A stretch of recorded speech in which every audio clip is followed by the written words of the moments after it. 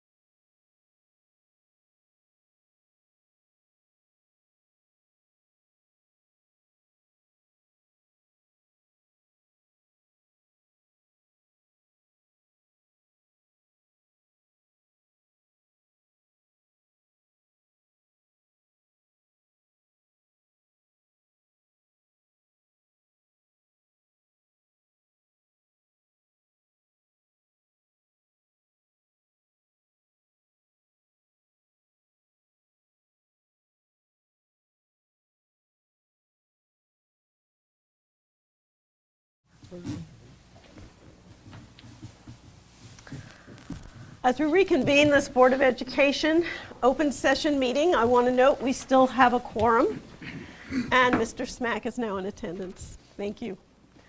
A closed session meeting was held today pursuant to the General Provisions Article 305B of the Annotated Code of Maryland to discuss personnel matters and to approve previous closed session minutes. I'd like to introduce Pastor Daniel McKenty from First Presbyterian Church in Ocean City, who will lead the invocation for us today. Please remain standing for the pledge. Thank you for having me. Please take a moment and we'll be prayed. Loving and gracious God, you are indeed the giver of all good gifts.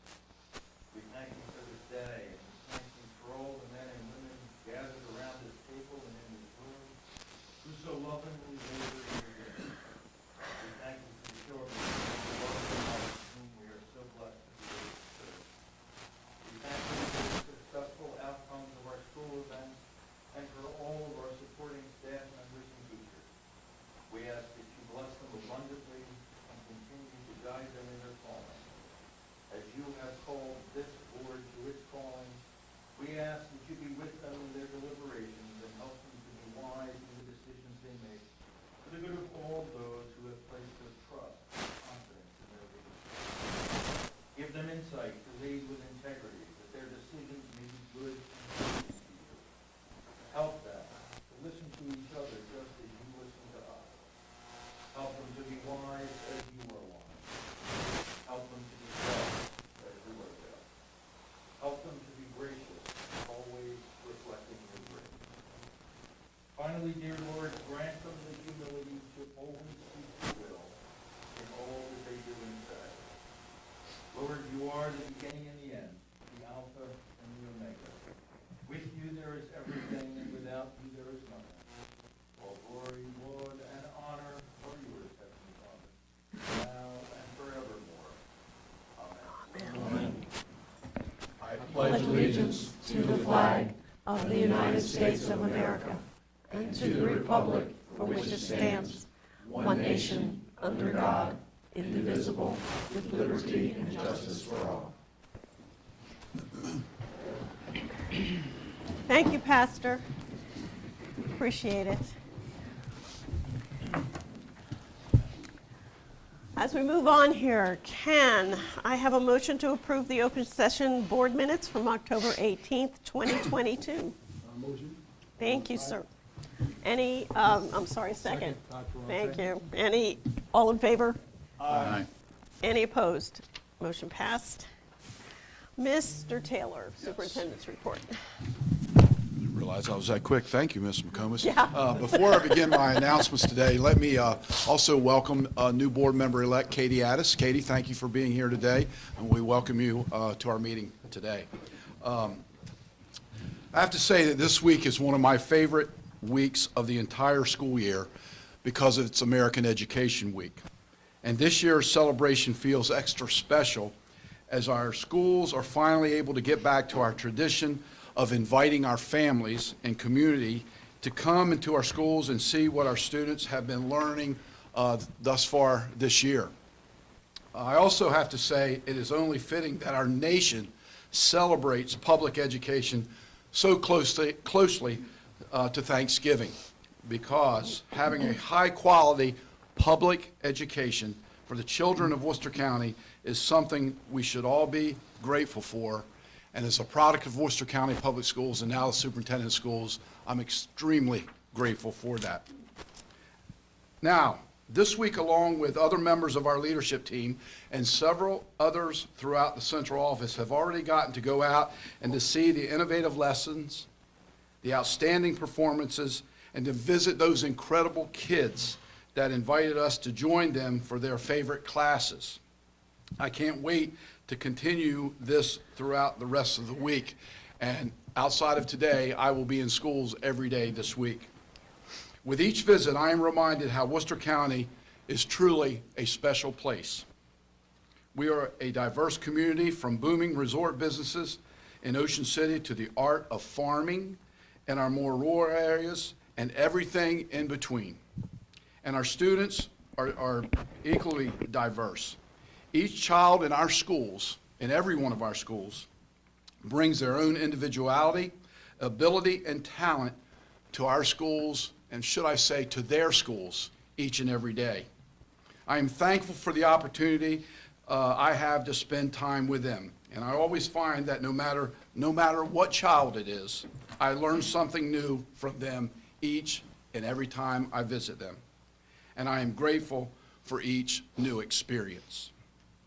That being said, I hope that everyone will join us as our celebration of American Education Week and fill their own hearts with joy and pride as you see the wonderful, outstanding educational experiences our community offers to our young people.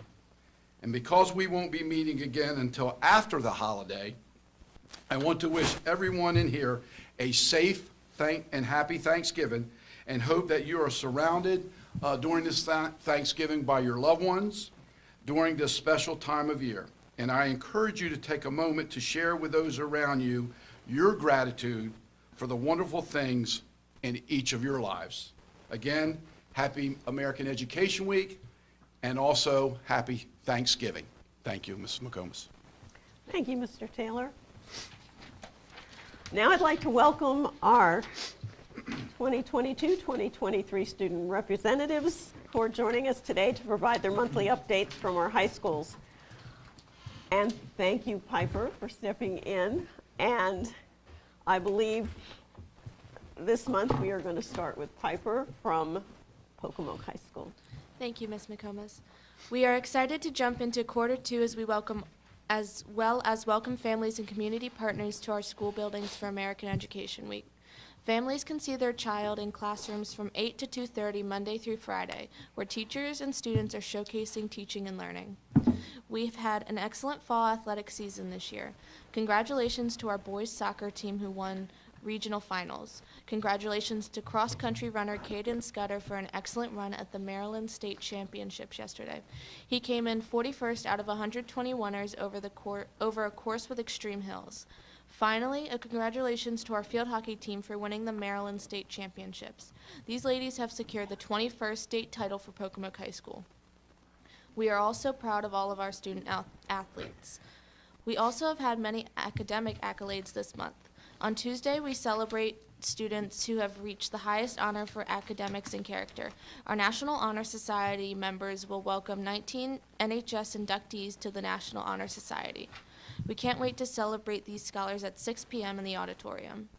Registration for winter sports is wrapping up as the first day of winter sports is Tuesday. This year, students are able to utilize our school-based health center right in our nurse's office to receive updated physicals. On Wednesday of next week, staff and family volunteers will be making Thanksgiving dinners and delivering to families so that they can have a feast at home on Thanksgiving Day. Thank you to staff and community partners for donating food items in their time the day before Thanksgiving. Finally, we are looking forward to parade season. We will be kicking off parade season with the Pocomoke Christmas Parade on November 28th. Band, band front, and ROTC students have been working hard in class during your 60 and after school to bring a fantastic parade performance to our community. Pocomoke High School, middle, and elementary school students and staff are grateful for the continued support of our Board of Education and executive team. And now on to our review.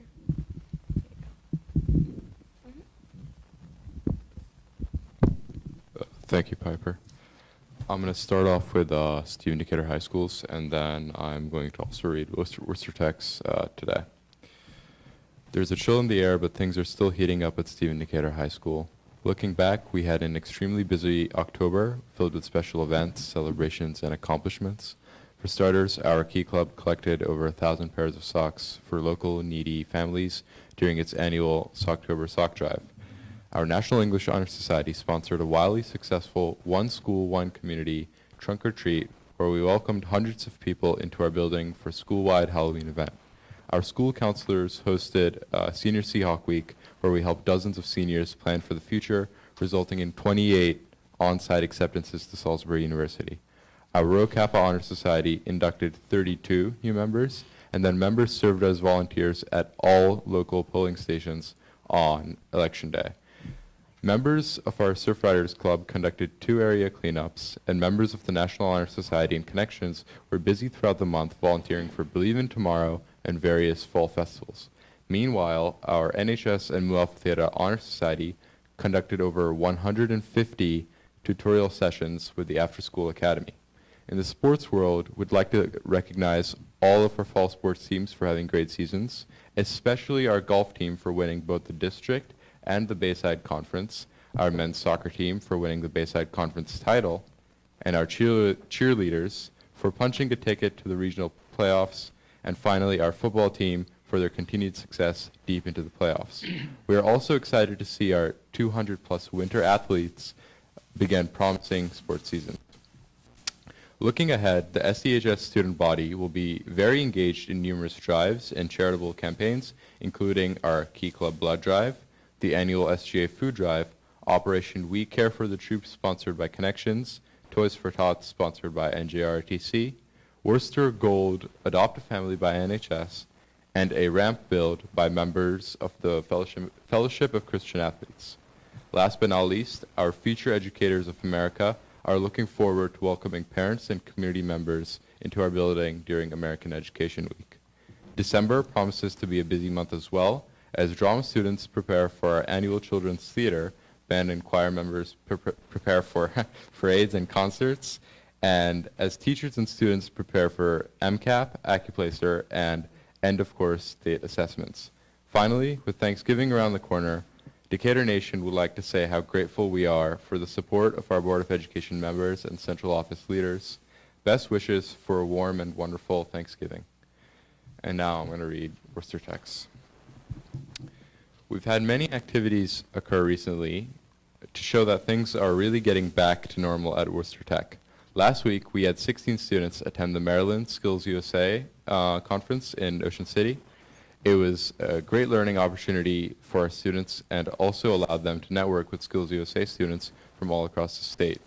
Last week, we also had 4 FFA students go to the National Agriculture Research Center in Beltsville, Maryland, to take part in state land judging. There were 7 total teams of judges, and Worcester Tech was proud to be one of the teams selected for this. We also had a unique field trip with our engineering students. The trip started at 2 a.m. and the group of students and teachers went to Wallops Island to watch a rocket launch. This is part of the Sally Ride mission in empowering women in engineering. All Worcester Tech students that went there were female engineering program students. As often is the case, the launch was postponed and the group returned at 2 a.m. the next day. We love the enthusiasm of our students, but also our teachers who did this trip on both Saturday and Sunday mornings. Our next parent conference night will be on Thursday, November 17th from 5 to 7 p.m. We are hoping for the same great attendance that we had for the first conference night. Lastly, we are happy to be able to welcome parents and grandparents to the building this week for American Education Week. And now on to Jinaz from Snow Hill. Good afternoon. We want to send a huge congratulations to our volleyball team who are 1A East Regional Champions, and Seth Barron, who made school history as the first Bayside champion and regional champion in cross country. We are very proud of everyone and looking forward to winter sports starting today. The school counseling office welcomed Ms. Shalonda Townsend, school social worker, to Snow High School this month. Ms. Townsend will primarily be working with our RISE students, as well as small groups and other students with Tier 2 and Tier 3 needs. Additionally, Ms. Townsend will build community partnership relationships and help to strengthen our students' social and emotional resources, both within and outside of Snow High School. Our first honor roll reception to celebrate Quarter 1 will be held on November 18th. 73% of our students made honor roll and distinguished honor roll for the first term. This past weekend, our theater department had great nights performing The Play That Goes Wrong on Friday night and Saturday afternoon. Last week, we hosted our annual Thanksgiving feast for families. Over 150 people attended. The National Honor Society will have their induction ceremony today at 6 p.m. This week is American Education Week. Yesterday, we hosted a community breakfast for parents and our community partners. On Wednesday, the Wild Bus will be at Bird Park for tutoring and a cookout for families. Each day we are spotlighting a different content area for American Education Week. The biology classes will visit the Museum of Natural History and Howard University on December 14th. In after-school academy news, we had 18 students successfully complete their driver ed program. We also have 72 students who take advantage of after-school academy instructional programs each week. Finally, we were awarded a $2,200 Community Foundation of the Eastern Shore grant to further develop our aeronautics and engineering after-school group. And I just want to say thank you to the board members and Snow High School for allowing me to be a representative for our school, and happy Thanksgiving to everyone. And thank you back to Ms. McComas. Thank you, Jay. Thank you, all three of you, for all you do. It is so wonderful to hear how wonderfully successful and normal things are back at the high schools again. We so appreciate you all being here. Thank you. At this point in time, I'm going to step ahead here a little bit. Where are we? Right there. Yeah. we So can I do would that. love to, we have dueling meetings today, and so we honestly would appreciate the fact Commissioner Bud Church is here with his wife Allison, thank you, and we would like to go ahead with our resolution. Let's go here. Okay.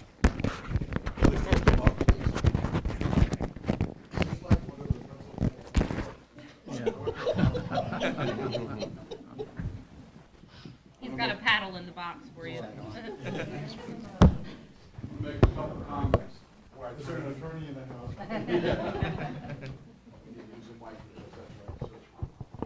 I'm going to make a couple comments about Bud Church. And Bud and I have, for years, been in the same room, and we do a lot of badgering back and forth. When we're on boards and committees, he says that the county can't do anything because he's always giving Lou Taylor and the school system money, and the list goes on, and I badger back with him about some things.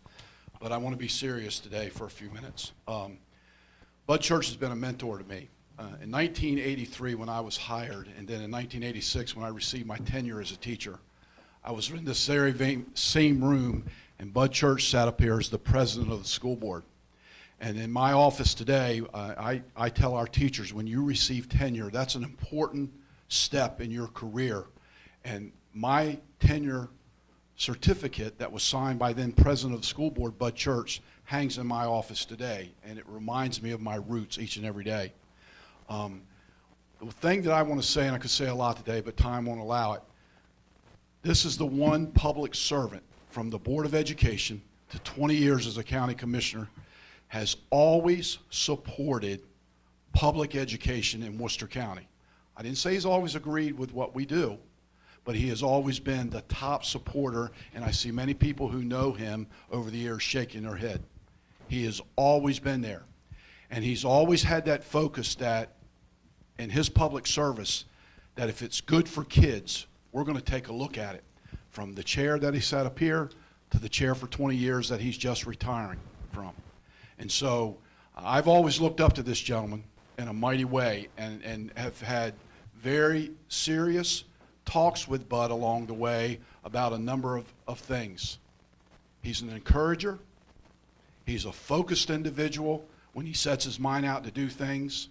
And I will tell you, thousands and thousands and thousands of kids and employees in Worcester County have benefited from his leadership. And so today we're going to honor Bud because he is stepping down, and we're losing one of our greatest supporters, and he's done it for over 30 years. So I'm going to ask the board right now, Dr. Andes has a lot of experience with Bud as well as a former superintendent, and I'm going to ask Dr. Andes if he will read the proclamation for Bud. Oh boy, we had some conversation. Behave yourself. Proclamation from the Worcester County Public Schools Board of Education honoring James C. Bud Church. Whereas James Bud Church has dedicated his life to the service of our community, and whereas he has provided leadership and advocacy for our youth, earning the appreciation and regard of the citizens of our county, and whereas he has served on local boards and committees within numerous organizations in our community, with diligence, integrity, and success. And whereas in 2002 he was elected as a Worcester County Commissioner, where he served for 20 years, and one of those years as Vice President and 4 years as President. And whereas he served as a member of the Worcester County Board of Education for 10 years, serving 8 of those years as President. And whereas he has brought people together to address issues and solve problems to meet our common community needs.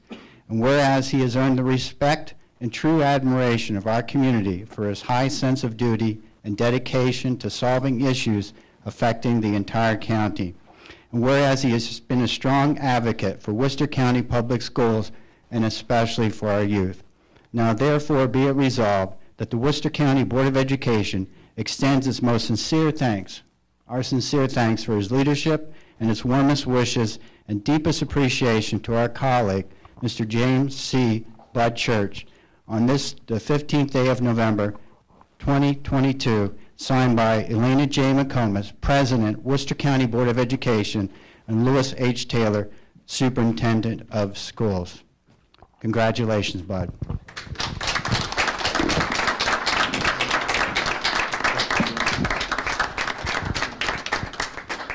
Bud, before you say anything, I know a couple board members have asked me that they like to and Todd, I'm going to go to you. So, my history with Bud Church runs pretty long. Lou told me I was allowed to roast him today, but I promised not to do that. I grew up as a young man in the same street as Bud Church and his son, family lived, and I have many memories and great memories of that. Bud was always an inspirational person to me. He was a true, inspired me as a businessman, and he ran an incredible realty business and still does. And then when Bud started serving as a public servant, not only did he lead this Board of Education, but he always looked out for everybody who had a question, needed help, and Bud was always there to help you out. And one of the things that hasn't been mentioned today was that Bud always looked out for our hospital as well.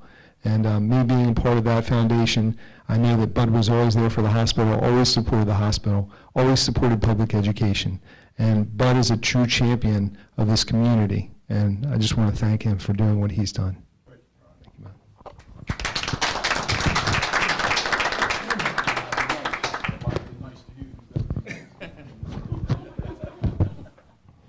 It's going to cost you. If everybody in the room knew what I knew, they would. No, I'm kidding. I'm kidding.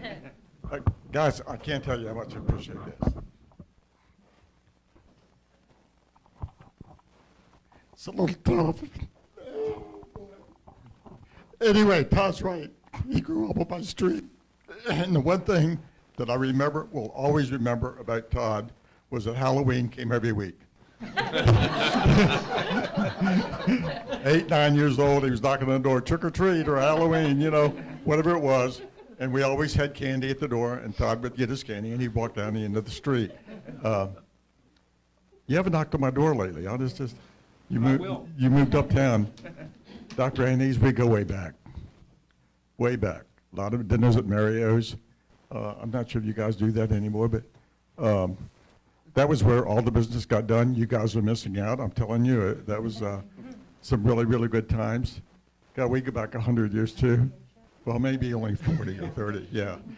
I miss the school board. That's where the rubber hits the road. Being a county commissioner is okay. Was okay. Thank you.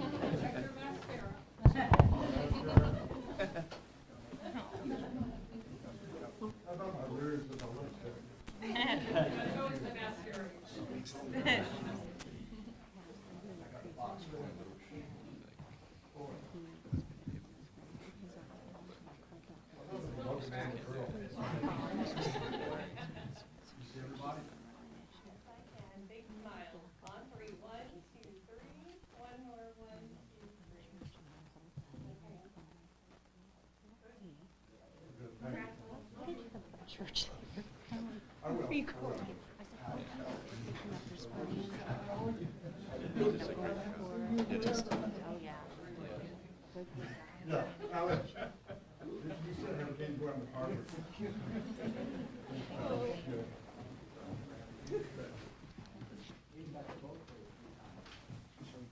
you vote for me?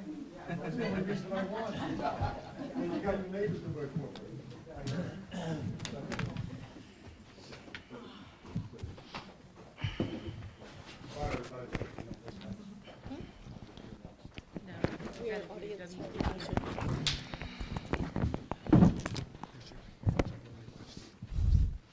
Thank you, Commissioner Church, for everything.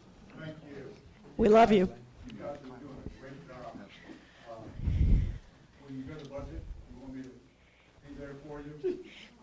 I know a lot of commissioners, so I can help. Thank you, sir.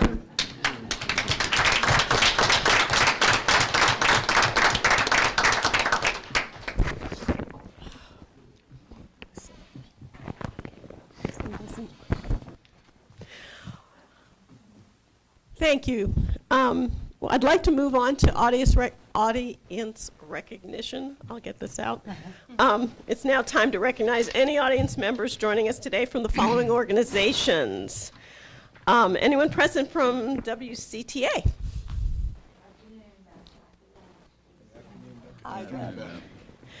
WCESPA.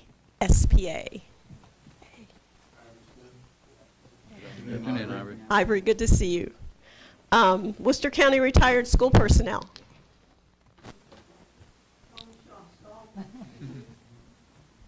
Welcome. And representatives for various schools? Okay, thank you. Thank you all for being here. Elaine, I'd like to also, we usually, if we have elected officials, I'd like to also recognize the mayor of Snow Hill, Mike Pruitt, a retired teacher as well. Mike, thank you for being here today. Thank you, sir. You're hidden. I didn't see you. Sorry. Oh, okay, we'll move on to our other resolutions. Let's see here. You're good. We are looking at a resolution for American Education Week. Beth?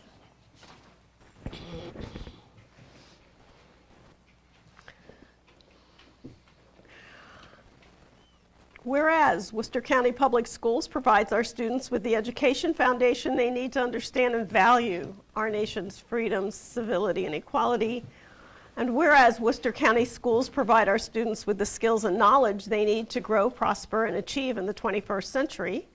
And whereas Worcester County schools give our people, young people, hope for and access to a productive future. And whereas all education employees work tirelessly to serve our children and communities with care and professionalism. And whereas Worcester County Public Schools brings together children, adults, educators, volunteers, business leaders, and elected officials in the common enterprise of providing a quality education for all students. And whereas a strong America is rooted in strong public schools, now therefore, the Worcester County Board of Education does hereby proclaim November 14th through 18th, 2022, as the annual observance of American Education Week, signed by Elena J. McComas, Worcester County Board of Education President, and Lewis H. Taylor, Superintendent of Schools. Thank you. So we get a picture of it?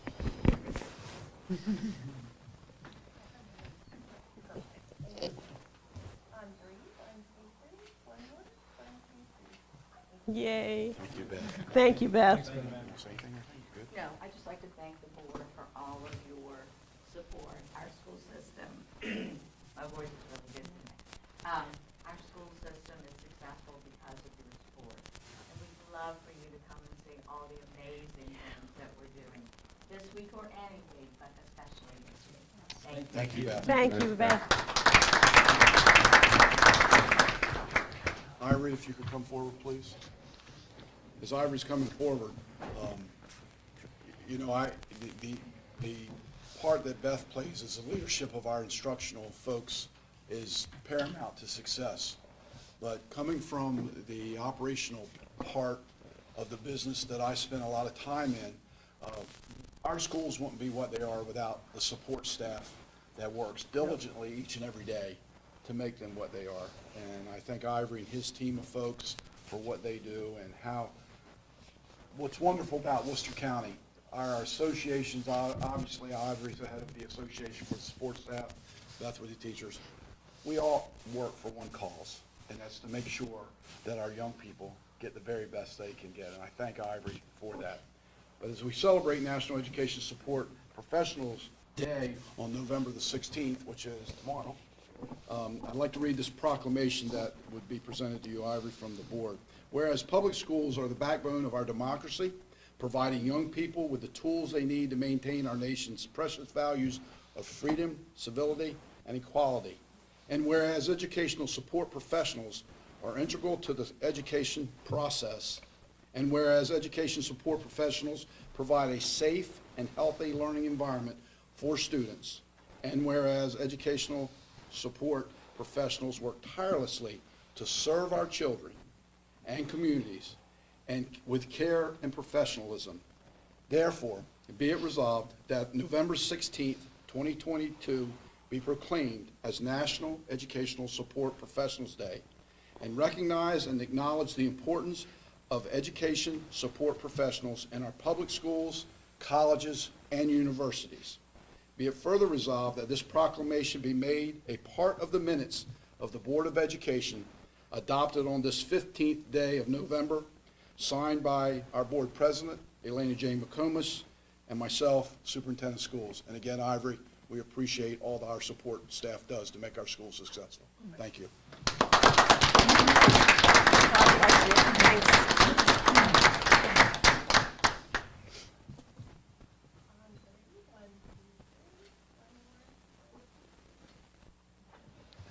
Thank you, Ivory. You want to say anything? Just brief, I want to echo what Beth said. So I just want to thank you all for your support, for support that majority of you guys had related was the school teachers, and you know how valuable that we were in support. Yeah. So I just want to thank you and on behalf of the association. Thank you. Thank you, Ivory. Thank you.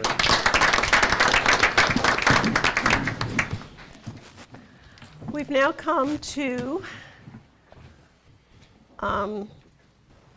individuals, delegations, comment section. All individuals who have signed up to address the Worcester County Board of Education may do so for 1 to 2 minutes regarding information, commendations, or concerns, which may need future board attention. Concerns that are specific to an individual will not be discussed in open session and should be directed to appropriate district personnel for investigation. When you are called to address the board, please state your name and address for the record. Thank you. Kimberly Linton. Kim, you just want to have a seat right at the table? That's good. Thank you. Thank you. If you can talk into the mic just so we can pick it up on the recording. Okay. My name is Kimberly Linton. My address is 605 Hillcrest Drive, Pocomoke City, Maryland, 21851. I'm sitting here with my daughter's stepmother, Taylor Linton. You don't live at the same address. No, that would just be strange. So I basically came here today. I initially had intended to write down exactly what I wanted to say, but I felt like it needed to come from the heart. I grew up in Worcester County Public Schools. I started in kindergarten and graduated from Pocomoke High. Our daughter is currently in Worcester County Public Schools. She has never received a disciplinary report, never gotten in any trouble, never had any issues. However, we were recently faced with a concern. I did speak with Dr. Aft about it and had multiple meetings with the school.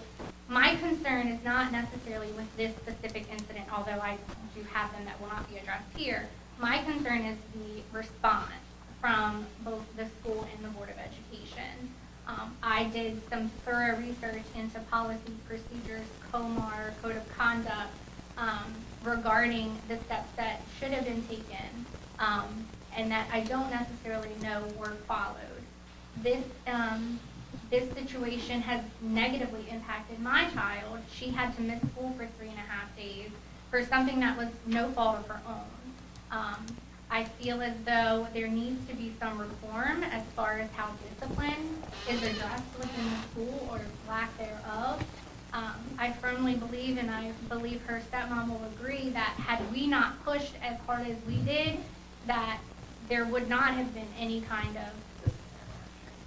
And I know that we talked to the school, and I felt that the school was trying to be as accommodating as they could be, but I feel like their hands are tied because of policy and procedural issues, which at this point has made our daughter fearful to go to school, which is something that by law she should be able to go and do, free from harassment, free from threats. The threat was significant. The bullying was significant. We saw just yesterday at the University of Virginia that there was, a shooting. There had been warnings about this before. Nothing had been done. And I'm concerned that this is, going to end up being a similar situation. And everybody's going to look around and say, well, what happened? How did we get here? Why did this happen? We have 2 minutes. Okay. They'll say, why did this happen? And everybody will be confused when I'm sitting here today, and we'll come to as many meetings as we possibly need to address the fact that something needs to change. Thank you. Appreciate it. Something for us to dive into. Yeah. Thank you. Thank you. Thank you very much. Appreciate it.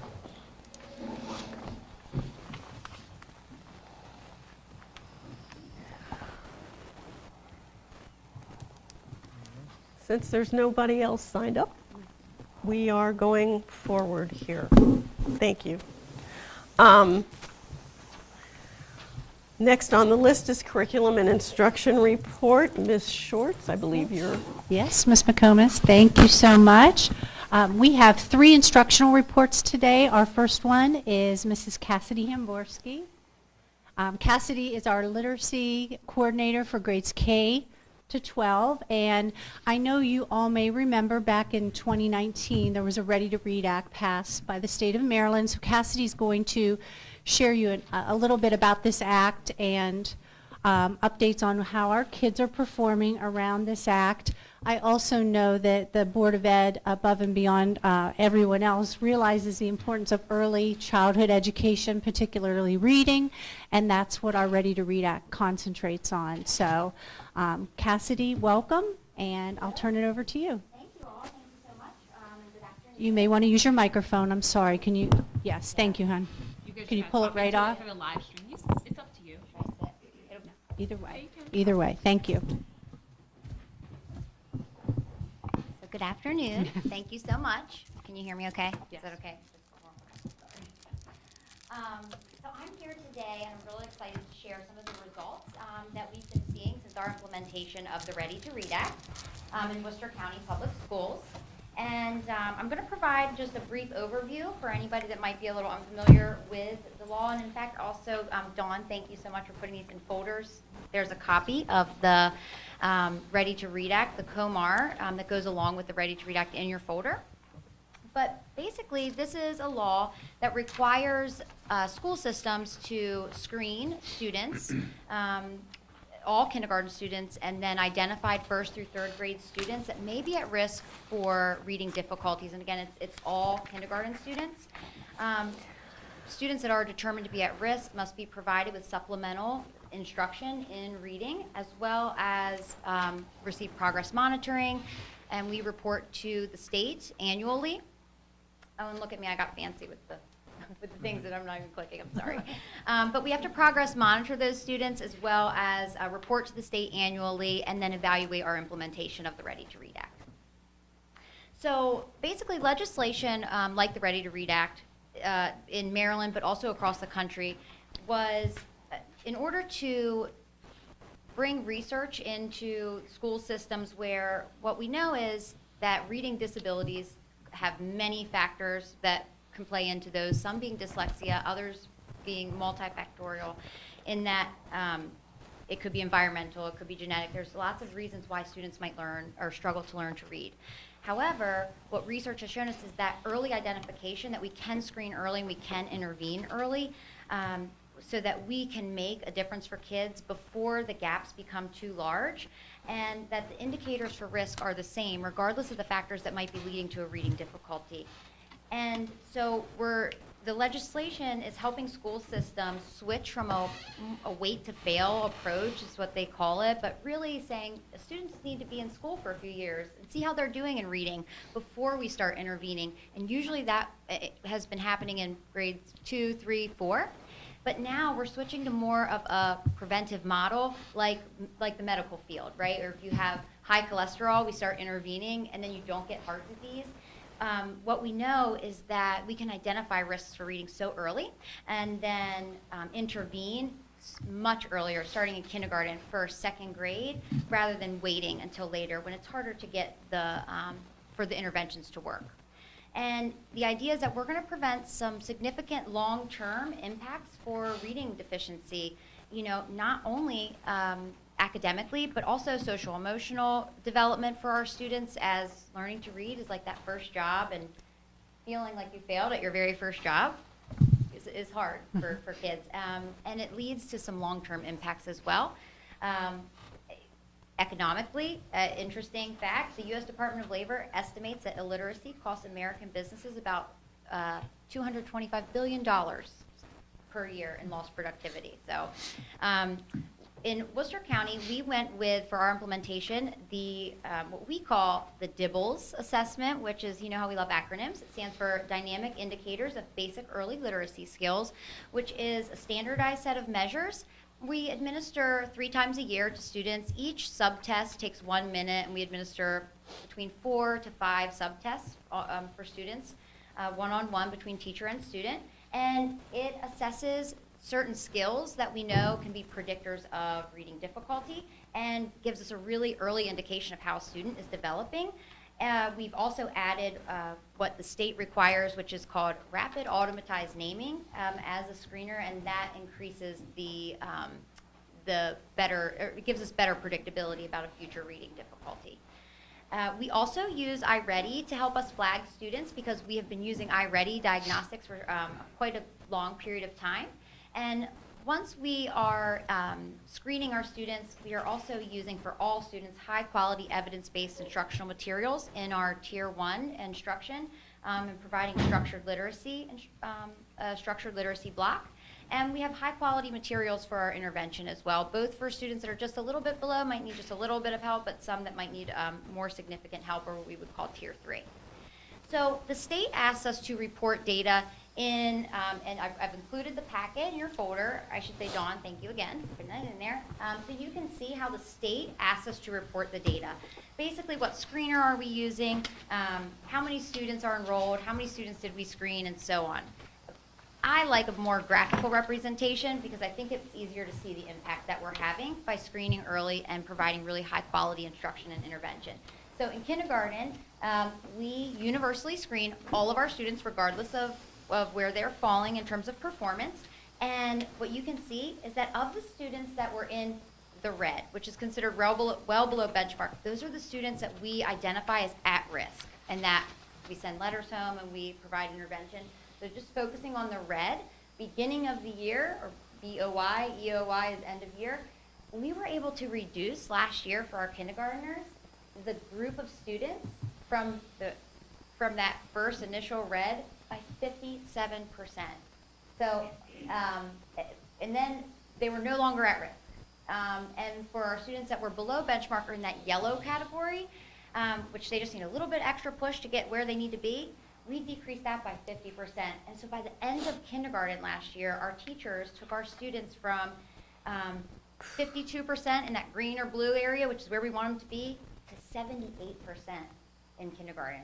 Go into first grade, almost 80% of our students, typical progress with where they should be with reading. So impressive. And then first through third grade, we don't screen all of them in first through third grade. We just do identified students so that we know that they didn't make adequate progress at the end of their prior school year. So with these targeted groups of students that we screen using DIBBLES, what you can see here is we were able to take those students that were determined to be at risk or in the red in first grade. We decreased that by 16%. in second grade by 26%, and by third grade, which goes with what that research tells us, right? That it's harder to make a big change in intervention as quickly as we can in those lower grades, third grade by 6%. And so overall, here's our implementation impact. That top row is the beginning of the year. So if we just focus on the first box on the left, 336 students at the beginning of last year fell in that at-risk category. 336 in grades K to 3. By the end of the school year, we reduced that by 129 students. Amazing. You can see some even ended up in the green and the blue by the end of the school year. So the row below shows where they ended at the end of the year. And then of the students that we were monitoring that were in the yellow category below benchmark, 126 students at the beginning of the year, we decreased that by we've decreased that to 71 students, or 56% of those were meeting or exceeding expectations by the end. So we feel really proud of the work that we've done, thanks to the Ready to Read Act, really pushing us to refine our practices, really think about our materials, but really family support with that communication piece and hardworking teachers that are just doing so much to help the kids. So, do you have any questions? Hi. It's the old teacher in me here. I'm impressed. This is awesome. There's no question about it. Does DIBELS take into account any of the developmental standards or milestones that these kids go through? Because I know Piaget is a bad word now, okay? But for 100 years, he kind of led us as far as how kids develop. And there are some kindergartners that are just not ready, period. And yet, 2 years later they are. So are we taking that into account as we go? Yes, I think what we have found is that what the DIBELS assessment screener looks for, and it's benchmarked for where typical student at a certain age would be, where they would fall in these really intricate early reading skills. And they say, okay, where does this student fall in comparison to that standard set group? And so it's benchmarked in that way. And so whatever a typical 5-year-old should be able to do at the beginning of the school year, like one of the subtests is about correct letter sounds. What they're expected to do, the benchmark is like 6 at the beginning of the school year. At the end of the school year, it's much, much more. Right. And so that benchmark changes as the year progresses, and I think it's representative of what's appropriate for those really intricate early reading skills. And we found that it really did a great job with helping us identify strugglers. We love iReady, but the DIBELS gave us a more nuanced view of those really early reading indicators. Okay, So thank you. I appreciate that. Comment. The pre-K, K1, 2, and 3, for me personally, and I'm an old high school person, is the most important time for a student. So I want to commend everyone who teaches an early childhood education, because the success that the time, energy, and effort, and talent, and skills that you work so hard on, we don't have to do remediation or in middle school or high school and so forth and so on.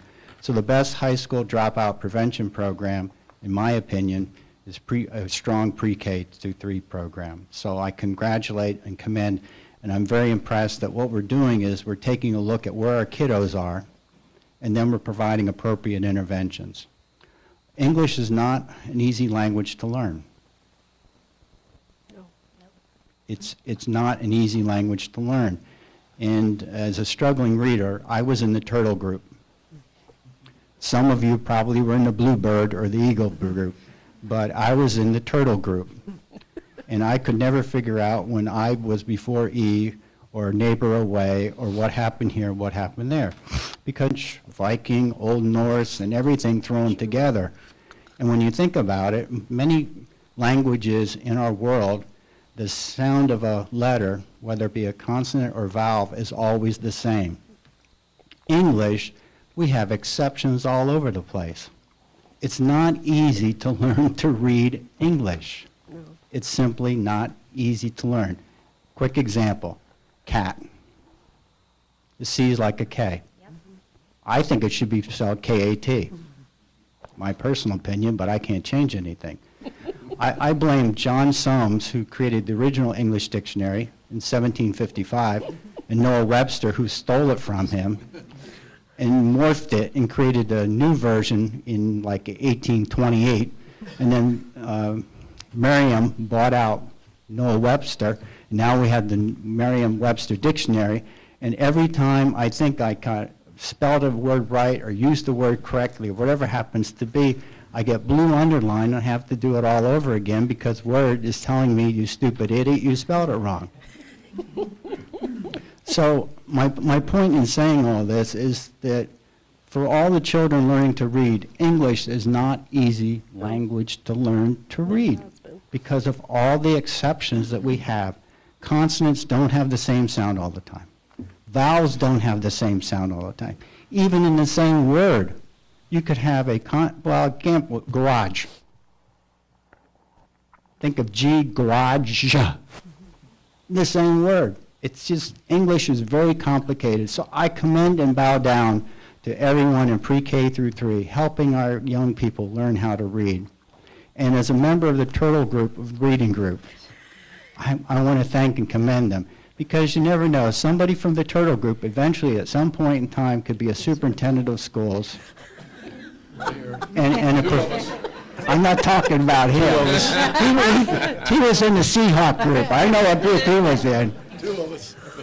No, you're in the Seahawk group. So what I'm saying is, to struggling readers, don't give up. To parents of struggling readers, don't give up. Keep doing everything you possibly can to help them. So again, to say it again, thank you to pre-K, K, 1, 2, and 3 teachers. Thank you to parents. Thank you to everyone who's helping our young people learn this crazy language that we call English. Thank you. Awesome. That was wonderful. Thank you. Cassidy, thank you so much. And what we didn't say is this was one of the laws that was passed during COVID. So Cassidy had to navigate how to implement a law when kids weren't in the building and how to make sure kids virtually were being tested. And she just did a marvelous job, as she always does. So thank you so much, Cassidy. Cassidy, also, as you talked about dyslexia, I know that you all just attended the conference in partnership with Special Ed, specifically focusing on that. So I know that in our community, that's been a concern lately.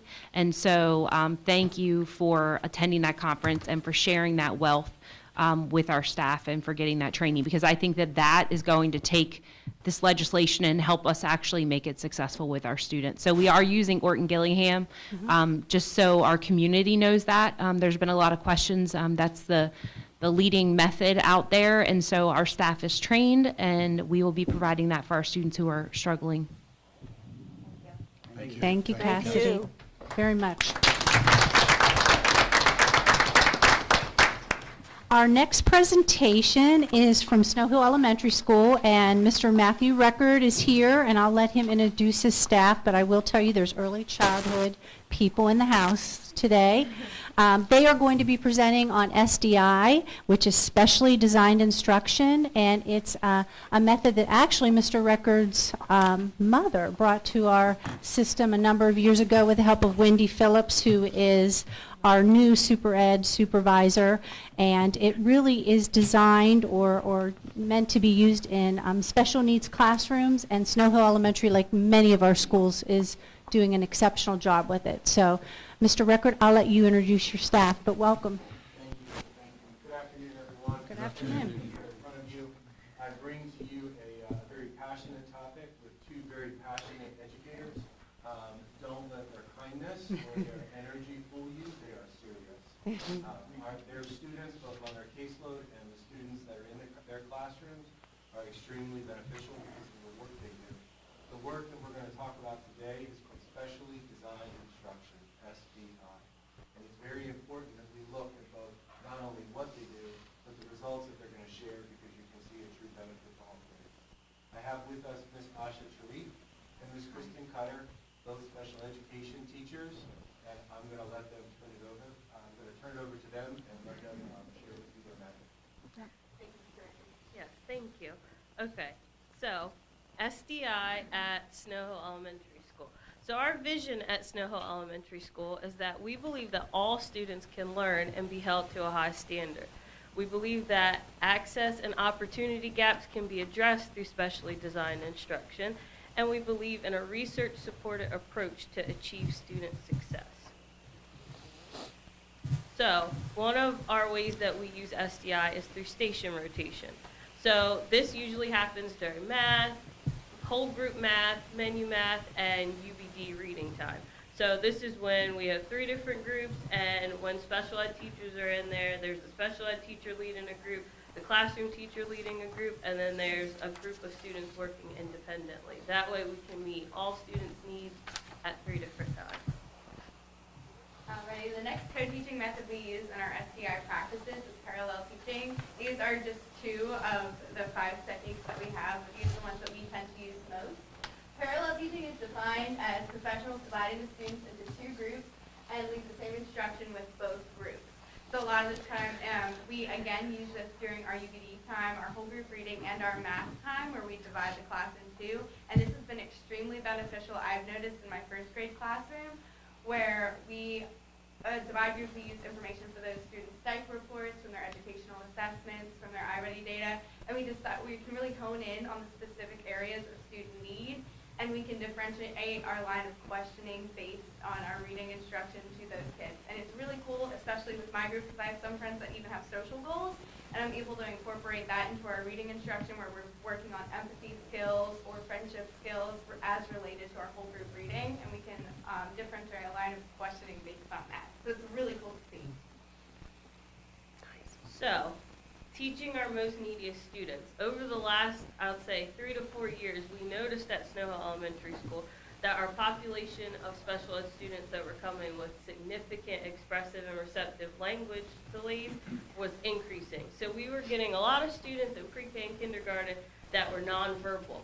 So with our reading program of the art program, where they have to be able to read the books verbally, we were like, we cannot hold these students into a read to me category, meaning that they can't read, they're not able to read yet. Because if they can use a communication app, they're able to read something. So we had to get a little creative, and with some professional development, with some experts in special ed and our programs, we were able to get creative and help our students.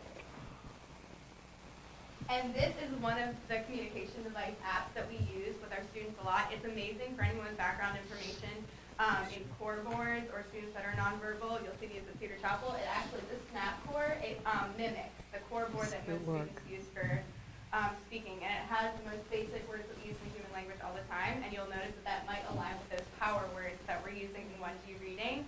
So you can see I, want, help, see. I actually have a student we've been working on all week, and we've been working on the pattern I see a dog, I see the, and it's been working phenomenally with our students to give them access to those words and allow them to show that they know what they're reading and they're comprehending in their reading. Oh, yeah. Sorry, I'm getting nervous now. And then, as you can see here, the data speaks for itself. The data on this specific student is amazing. Asha and I both had the privilege of teaching this little guy. He came to Asha pre-K kindergarten, and then I had him in 1st grade. And he came to us. He started right there, right? So this is where he was at that 1Y level, and he was one that he had both expressive and receptive language delays, and he used a communication device to help him communicate. And it was really a game changer for this guy, because he was stuck in that read-to-me level, and he was working on some of those skills such as tracking and keeping a pattern, but it wasn't until we introduced that device with a new communication app that we collaborated with our SLP, and he was really, really getting into getting those power words and reading, and it was just awesome. We are so proud of this guy. He made leaps and bounds. So he ended, it actually shows here that he was a 1G, but by the time he finished summer school with us, with his extended school year services, he was on a 2G level, which is amazing. So he's made phenomenal progress, and even using it in math. I remember at the end of the school year in math on the iReady test, he was actually testing on grade level. Awesome. So, with that said, we felt at Snow Hill Elementary School that we could not let our students that had the inability to express themselves with their mouth to be labeled as not readers. That's not an option at Snow Hill Elementary School, so we got creative. So with the ending of this, I'd like to end it with a quote and a cute little picture of a little guy at our school that says, "Every child has a different learning style and pace. Each child is unique, not only capable of learning, but also capable of succeeding." Amen. As a Amen. principal, you can imagine that if you have a student that has a severe speech and language concern, and you look at them and you say, "You're going to be a reader," and then the kid shakes his head and says, "Okay, Mr. Record, you're still in the read-to-me stage, and you're in first grade." That's a huge mountain to climb. And in order for that work to happen, you have to have a good model, an SPI model. You also have to have teachers that have high teacher efficacy, the belief that the work can be done independently with additional supports. And that's what these two have, and that's what we're building as well. So, SDI, teacher efficacy, are two really powerful educational leaders. Thank you. Thank you. Thank you, guys. I've had the pleasure of being in both of your classrooms during the SDI walkthroughs, and I'm very, very impressed. So thank you. Great job. Thank And you so much. to Miss Dr. Wallace. I like that introduction. I've been called a lot of things, but Miss Doctor isn't. Miss Dr. I can add that to the list. So next, I'd like to introduce 3 individuals who I am super impressed with the work that they have done, and I'll bring them forward. Mr. Genovese, Ms. Merrill, and Mr. Wilson want to come forward.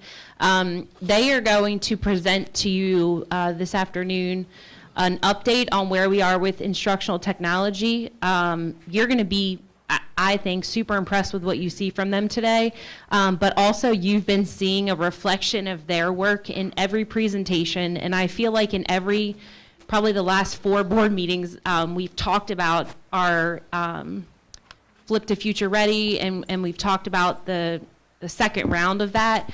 But really, these 3 individuals and Dr. Cook, who is now in a different position, get all the credit for this work. And I hope that Mr. Genovese or one of them shares some of the comments from Apple. I know you've heard us before talk about how Apple says we're a model for the nation.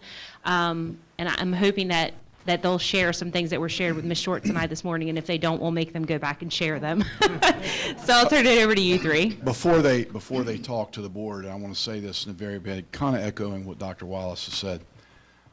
As this board knows, we made a major shift in technology in the last 3.5 years, 4 years almost now. You've heard the story about the commissioner stepping up before the budget process to fund a $3.2 million request for us to change gears and to really upgrade our technology. These positions didn't exist when that happened, and I give a lot of people credit who had the foresight to sit down with me and explain how this worked, how this all will come together. I can't say this strong enough, and Dr. Cook is a part of this. The success is with all the folks that work in it, but these 3 and Dr. Cook have made the biggest difference from a superintendent's perspective of watching this process grow. We couldn't survive without them in our technology area. Our teachers will probably tell you the same thing of how they help. I've never seen 3 people and 4, I can't leave Brian Cook out of it. He was one of the first ones. How much work they get done in the technology arena in this school system to make it move in the way it moves. And again, you know, Dave Dotson sits in back of the room. He is excellent. Our technology world has changed immensely overnight here in Worcester County Public Schools. And our kids and our teachers are the benefactors of this. And these 3 right here, as with others, but since they're in front of us, make a huge difference in this every day. And I can rest at night knowing the expertise that stands before you today with our as part of our technology process. And so I'm grateful to all 3 of them. I am, listen, I'm not if it weren't for them, I had to get one of them out of my car the other day to show me the technology in my car. And in 30 seconds, he had hit 2 buttons. He said, "You got to hit these buttons, Mr. Taylor." And I said, "I know." But on a serious note, that's the kind of technology we're facing. And for the older superintendent that sits at this table to the now old superintendent that sits at this table, honestly, we couldn't do it without this new generation of technology and technology leaders, because that's the wave of the future, 110%, whether we like it or whether we don't like it. I went into a restaurant the other day, and a basic restaurant, and my order was taken on computer, and then they handed me to pay for it. And thank God I was with someone that knows technology. I said, "What do I do with this?" And the girl said, "Just put your card in here, sir." You know, it's the way it is. Everything is technology. And I know she thought, "Man, this guy's not got anything going on." But these folks right here are leading the process here in Worcester County with learning and with our teachers teaching with technology. And I want to publicly thank all 3 of you for the job you do every day. Now, you better do a good presentation. So thanks for coming. Yeah, you got to talk so it can be picked up. All right. Well, good afternoon, everybody, and thank you for the very kind, the very gracious introduction. Our goal this afternoon was just to be brief, to share some updates on where we are as a county, as both Dr. Wallace and Mr. Taylor shared, with our technology initiatives. But in doing so, although the technology might be at the forefront, what we're really trying to do is highlight our teachers and what they're doing with their students every day in the classrooms. Because yes, they're doing it through technology, but our technology is enhancing what they do every day. And with the devices we have and the support that we've been able to provide, they've been able to just provide our students with amazing learning opportunities and experiences that we would just like to share with you today very quickly. So before we get started, and I turn it over to my 2 amazing colleagues here, I just wanted to share some quick numbers, updates, where we are. Okay, so as Mr. Taylor said, we're entering into 4 years now with new devices, with new technology, where we are constantly changing and evolving how we look at that technology. Where we are, we have over 8,000 iPads between our students and staff. We have roughly 800 MacBooks, as we have replaced all of that outdated technology, and we've entered into a stage where that technology will never again be out of date. It will always be in a place where they will be using updated devices. Through these last 3 years, we have had 3 groups of teachers that have stepped up to say that they wanted to be technology leaders in Worcester County. We created a Vanguard cohort to highlight their dedication, to give them professional development so they could make these amazing learning experiences with our technology with their students. In just 3 years, we have already had 81 staff members participate in that program. And that is an application-based program. They have to apply to be in that group, which means that they took the initiative, they wanted to have that learning, that professional learning, and that growth, apply and go through this program with us. We have 16 Apple Learning Coaches. This is a program that is certified both by Apple and both by the International Society of Technology Education. It is, they certify that it is 43.5 hours of professional learning if you complete the program. And when you are done, Apple certifies that you are now a coach, that you have risen to their standards of being able to work collaboratively and cooperatively with your colleagues using technology. Once again, we've had 16 staff members of their own volition that have taken that opportunity and have gone through that professional learning experience. We have done 10 coaching cycles with that abbreviation up there. I did not misspell Apple. That is with our Apple Professional Learning Specialist. That's what we use for that APL. Those are intensive coaching cycles where we have our representative from the Apple Professional Learning community comes in and spends time in the classrooms with our teachers. They spend a day where they plan with them. They spend another day where they come in their classroom and co-teach with them, with their students. And then they spend a third day reflecting, talking about the process, how it went, what they're going to do next, how it could be improved, all through those different stages. And we've had 10 of those experiences across our 14 schools so far. We have also established a Swift coding cohort with 10 participants. Swift is a programming language, so that is to meet our computer science needs. In conjunction with Project Lead the Way, Swift is the program that Apple stands by. It is certified by MSDE, where our students can once again get credit for going through this program and taking on this curriculum. And we have had 10 of our teachers step up and say, yes, I want to learn more about it. I want this training. I want to be involved. I want to be able to offer this experience to my students because I see where this is going. The important thing to know, why this is relevant to our students, learning Swift, that's how applications get on the App Store. Okay? Whether it's on a Mac, whether it's on an iPhone, whether it's on an iPad, that's where and how they're written, they're created. So we are preparing our students. We are giving them that learning where when they are sitting in our classrooms, they could be laying a business future. They could be establishing their career right within their classrooms, right with the devices that we are providing to them.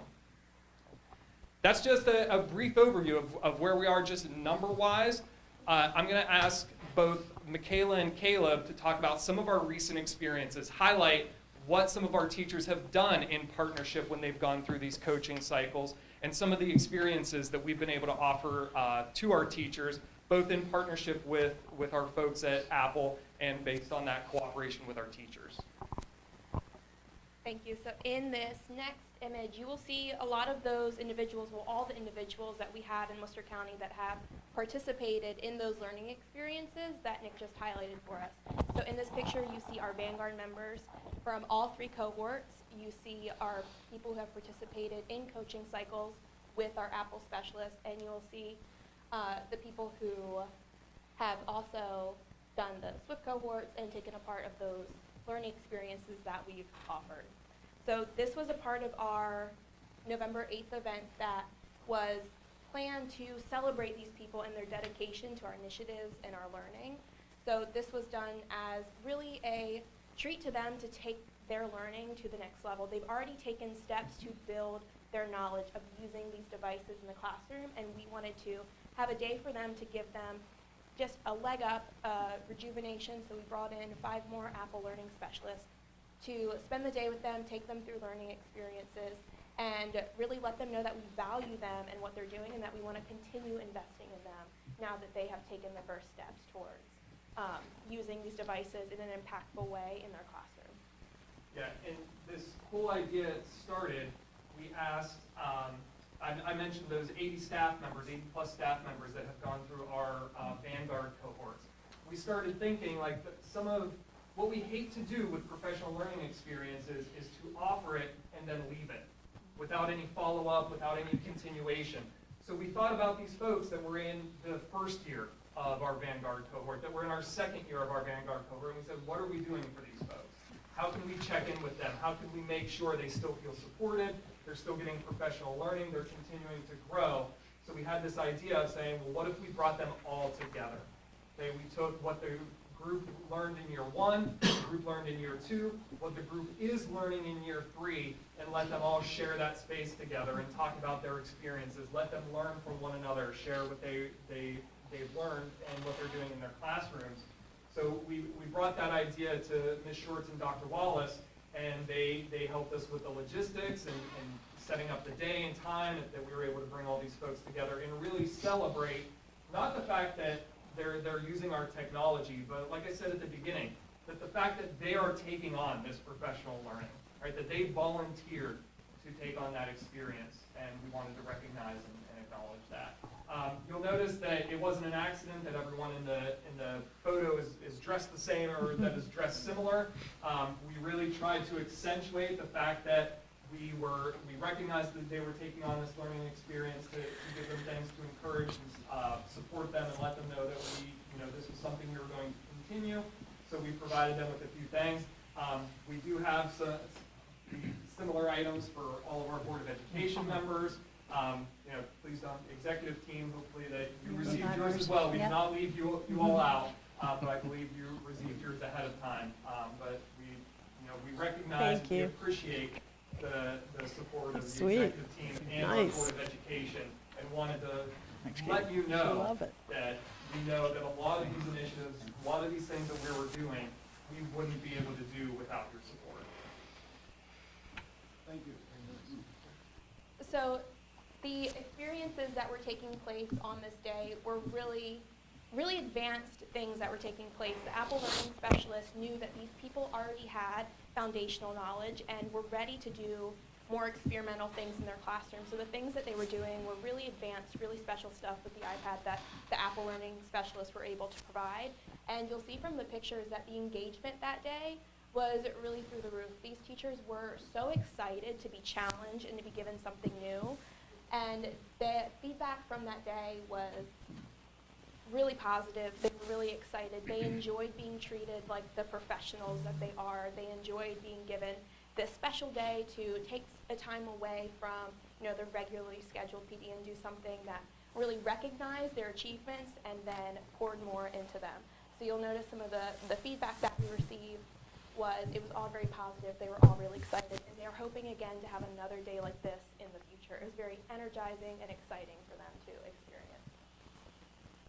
As Dr. Wallace shared earlier, the feedback, these comments here are from the people that participated. At the end of the day, so Michaela mentioned we had 5 of our associates from the Apple Professional Learning team here on site to work with these teachers. One is here on a continual basis. When we brought up this idea, she contacted 4 more people from her team to bring them in so we could really offer this amazing experience. What really struck me was at the end of the day, the 4 people that had not been in Worcester before, they came up to me and they thanked me. Like, they thanked us. They're like, this was great, this was amazing, this place looked great, the technology was up and running, you did such a great job like getting things ready. And I was just kind of struck. I was like, well, we didn't really get anything up and running. We didn't go out of our way to plan anything. This is just how things work around here. This is how we do things. If we're going to offer an experience, if we're going to bring in these folks, this is just how we do it. So it was very flattering to hear their words of encouragement and positivity from being here in Worcester for the first time. So you'll see some more feedback from this day. All of the sessions that were provided from our Apple Learning Specialists were really appreciated and well received by our teachers.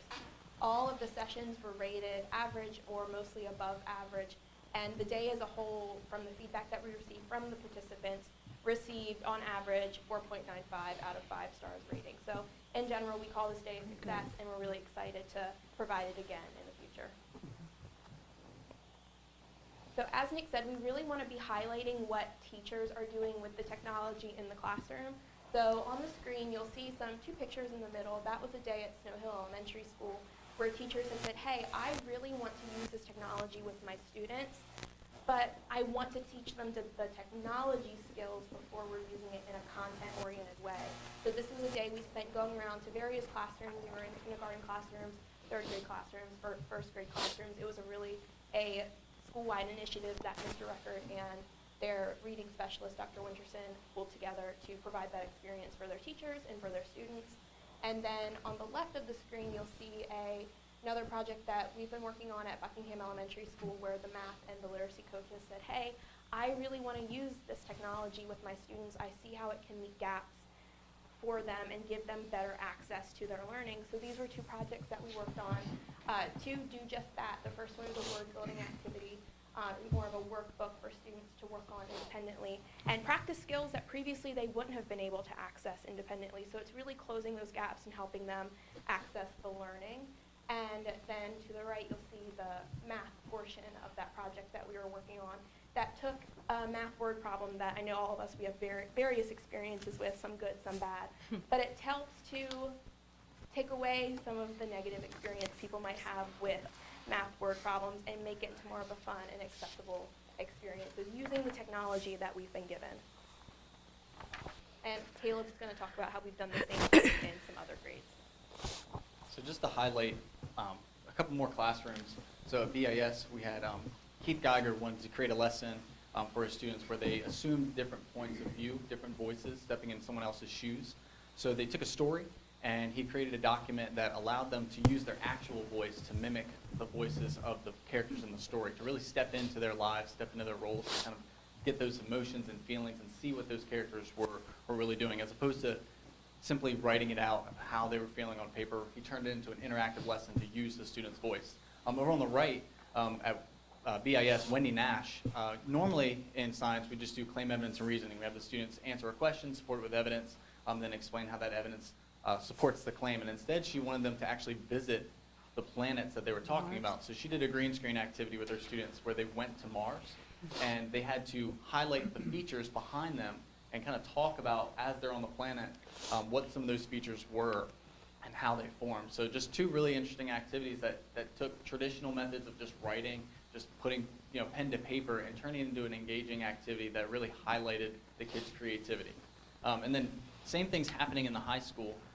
We had a teacher, Ms. Patel, who at Snow High School wanted to do a collaborative lesson with her students, and traditionally she had the students get out chart paper, look up and research all these different elements of transportation and engineering, and instead she put the document together to have students collaborate together. They formed presentations, they presented them to the class, and kind of really highlighted all the things that they researched, which once again can't be done with video and audio and art on just a poster board. So instead we access the technology and the internet to kind of allow her to do that. And then finally, this is probably one of my favorite examples, is also at Snow Hill High School. Miss Bagwell had her students use Clips, which is like a video recording program or application to record their voice and practice Spanish conversations. So it does live text, like live captions, and they were speaking in Spanish and being able to translate it back and forth and creating kind of like how-tos on how to speak Spanish and how to have these conversations. So this is a little bit of the fruits of the labor of our classrooms, of our teachers, and this isn't just 6 isolated projects. This is happening in every single one of our classrooms, at every single one of our schools, and it's credit, once again, to the teachers who are putting in the legwork, putting in the effort, and asking questions and doing things that are ultimately what's best for their students, and giving them the chance to be creative and to dive deeper into learning. So it's really a testament to the teachers and nothing to what we're doing.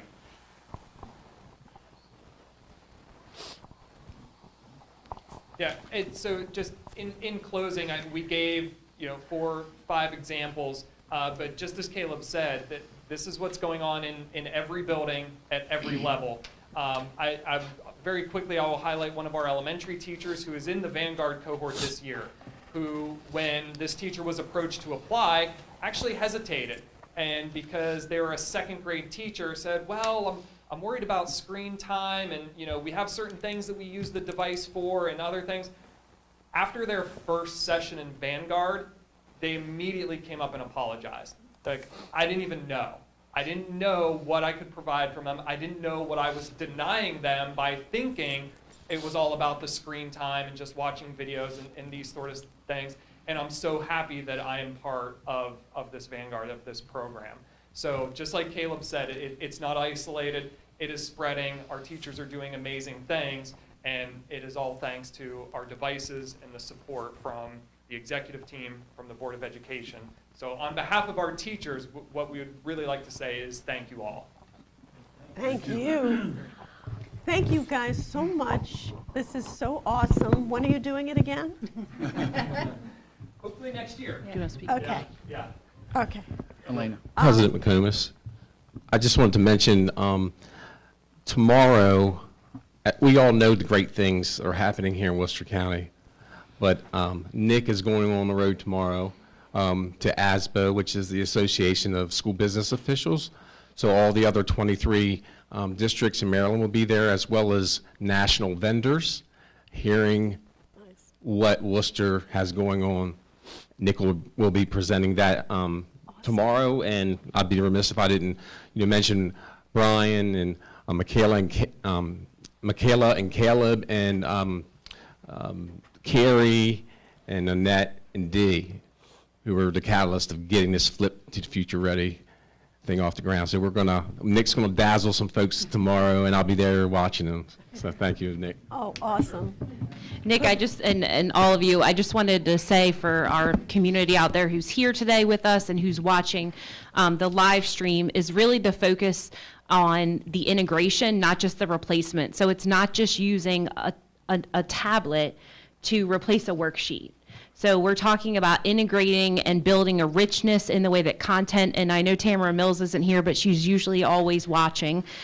So I don't want to be remiss in talking about the ways that the arts play into teaching reading and math. Reading and math get a lot of attention.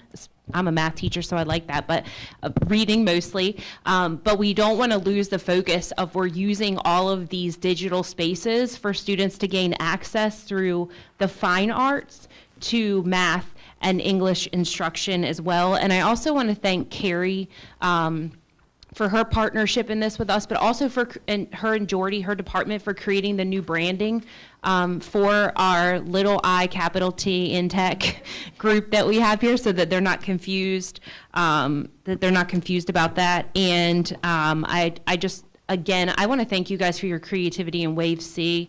I think that's the true testament to this work, is that you all came to us and you said, we have this idea, and it's everything I dreamed it could be for our kids and more. So I literally, like, for Dee and Carrie and myself, it's a legacy project for us, and I'm just so grateful that you all have taken this on, and that you've taken flight and you've taken it to places I never imagined that it would go. So thank you so much, and the expectations are higher next time, Yeah. so prepare yourselves. Oh, thank you all. I just want to say a few words to you, three. This whole thing is speaking from, coming from the classroom when technology, and don't make any remarks about, old school teaching, and teaching art. And I remember very, very clearly walking back in school that, first day, and there was an Apple computer on my desk. And there wasn't really a lot at that time of instruction for it. We were kind of 1980s. placed out there and said, here it is for you, go ahead and use it. And I think I asked my daughter, who was 8 years old at the time, what should I do with this? And she gave me a little bit of instruction. but really, and I have to give kudos to Nick. Nick taught with me at Pocomoke High School in the English department. And when I had that Apple computer show up on my desk and not really knowing what to do with it, I heard a rumor in the school that Nick knew how to operate an Apple and was very proficient in it. And so I'd call Nick up on the phone, Nick, when's your planning period?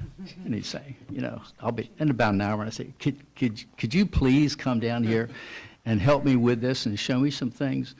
And though this was art that I was asking him to show me, he found a way to do that, And so this young man and the other people that you have on your team with you, I've not met you before, but I am so impressed with what you're doing. And I know the teachers of this county are very, very appreciative of this, because technology is changing so quickly. And if you think about it, life out of school for a lot of kids is going to revolve around the use of technology. I'm still open-minded enough to realize that not everything is necessary classical education, but technology is based in that also. So thank you three very much.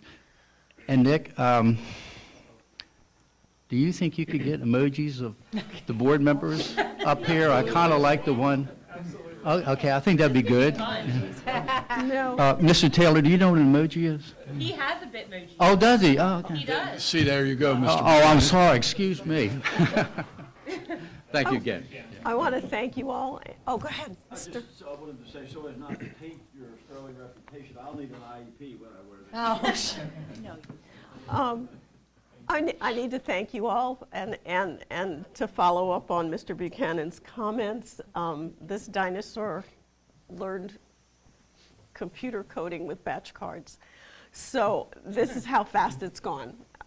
It's really frightening to me to watch it. I had asked Dr. Wallace if about this training that you did, and she said, no, I don't think you can go. I just said it was very advanced. I didn't know if you Darn. would join it. So next time I just may want to come and look over shoulders. Thank you so much, and our teachers are particularly thankful. I hear that, by the way. So God love you guys. Thank you. Thank you, guys.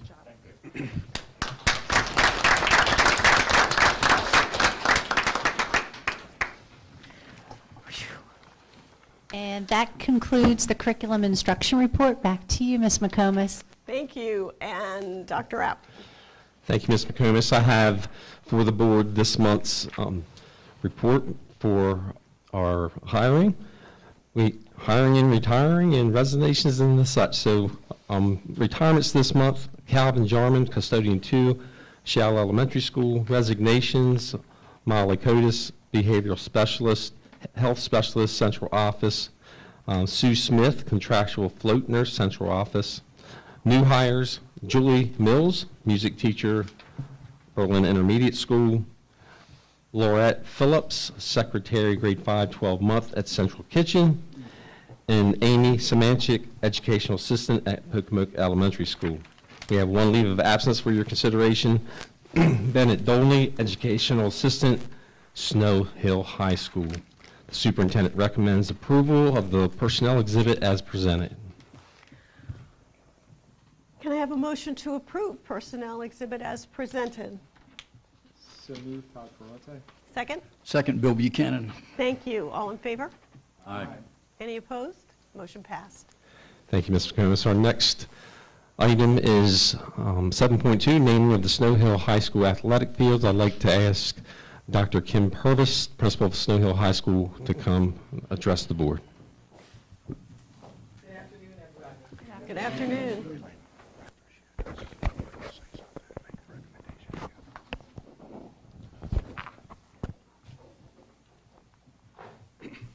Before I begin, I want to acknowledge the family and friends of Mr. Kelly Shoemate and Mr. Mo Barber, who are here today and very instrumental in the renaming of our stadium and our field. So it is my pleasure to request that Snow Hill High School's athletic stadium be renamed to Mo Barber Field at Kelly Shoemate Stadium. I will share briefly why both of these men are worthy of this recognition. Kelly Shoemate began his teaching career in Worcester County in 1964, where he served as a math teacher and as assistant principal. But in 1971, he was named principal of Snow Hill High School. It was his vision to bring football to Snow Hill and was instrumental in hiring key people that were committed to making the Snow Hill Eagle football program a force to be reckoned with. Mr. Shoemate was principal from 1971 to 1995, serving generations of students and families. Following his retirement, Mr. Shoemate volunteered and became the voice of Eagles football, announcing games for fans, and he continued this tradition long after his retirement. In tribute to Mr. Shoemate's service to Snow Hill High School, we are requesting approval that the stadium be named Kelly Shoemate Stadium. In addition, we would like to request that the field be named in honor of Coach Maurice Mo Barber. Coach Barber was personally recruited and hired by Mr. Shoemate in 1972. Barber took the Eagles to 4 Class C state championships, winning 2 in 1980 and 1982. Under his leadership, the Eagles made the playoffs several times. Coach Barber's life ended suddenly as he collapsed on the field during a game in 1988. To date, Mr. Barber has the best record of any coach before and after his tenure. He is a member of the Maryland High School Coaches Hall of Fame, as well as the Snow Hill High School Hall of Fame. With the approval of the Board of Education, we would like to request, from this point on, the stadium and field at Snow Hill High School be named Maurice Mo Barber Field at Kelly Shoemate Stadium. Also, we would like to request that upon your approval, we will schedule an official dedication and ribbon cutting during the first home game during our 2023-2024 football season. Thank you for considering this notable recognition. Thank you, Dr. Purvis. And as the board knows, the policy on this, this has to be presented to the superintendent for his approval and then a recommendation to the board. Thus, I ask Dr. Purvis and family to be here today. I want to make a couple comments before I tell you my recommendation. I've been in this county a long time, starting out as a very young coach back in the 80s, working my way up to where I sit today. And I find these two gentlemen to be two people that we in Worcester County are extremely proud of. As I look back in the audience today, I see my dear friend Tony Devereaux, who was a player. Tony and I played in the same years. When I was a player at Steve Decatur and Tony was at Snow Hill High School, we went to war a few times and we joke about it, and then went on to Salisbury University to become great friends. And that friendship has continued today. Mike Shoemate and Miss Kelly Shoemate's wife are here with us. Kelly Shoemate, when I was coming up in the ranks of coaching and teaching, and even in my early years as administrator, was someone that we all throughout this county looked up to. The way he ran a school, the way he treated his community, the way he embarked his self in the community was something that I took great notice as an educator moving up to eventually become the principal of Steve Decatur High School. So with that said, I could say a lot more about both of these gentlemen, Mo Barber and Kelly Shoemate. It is my recommendation that the board name the stadium Mo Barber Field at Kelly Shoemate Stadium in Snow Hill. So I recommend that to you today. Motion to approve the naming of the Snow Hill High School athletic field as presented. Thank you, sir. Second. Second, Bill Boyd. 1963 grad. All in favor? Aye.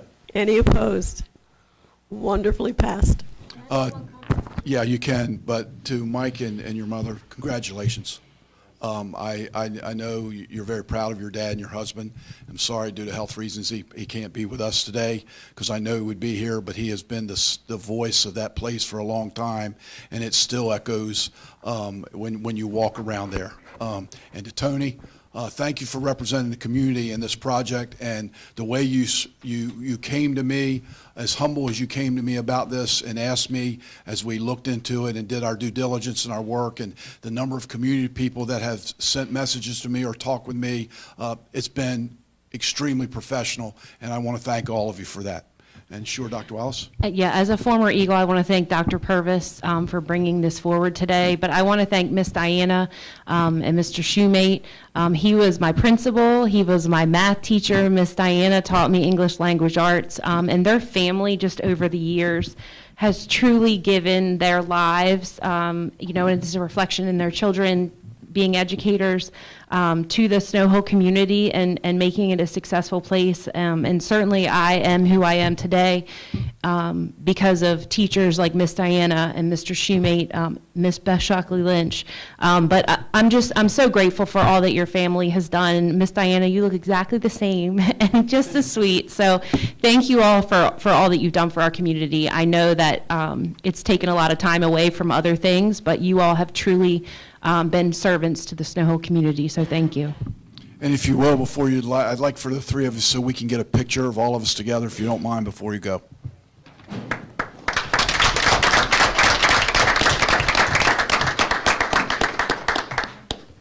like to ask the full board to come out for a picture on this.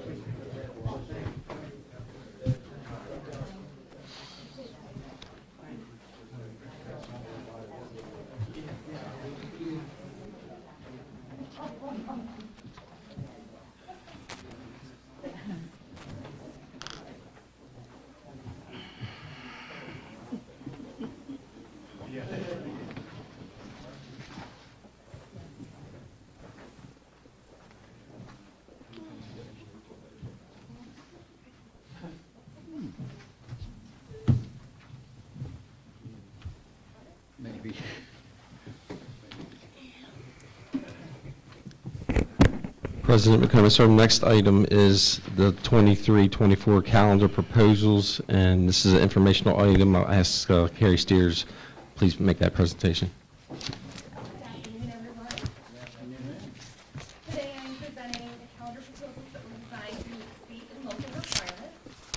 While two of the calendar proposals maintain those focus areas that our stakeholders often choose between, we've added a third option this year that's kind of a balance between the two.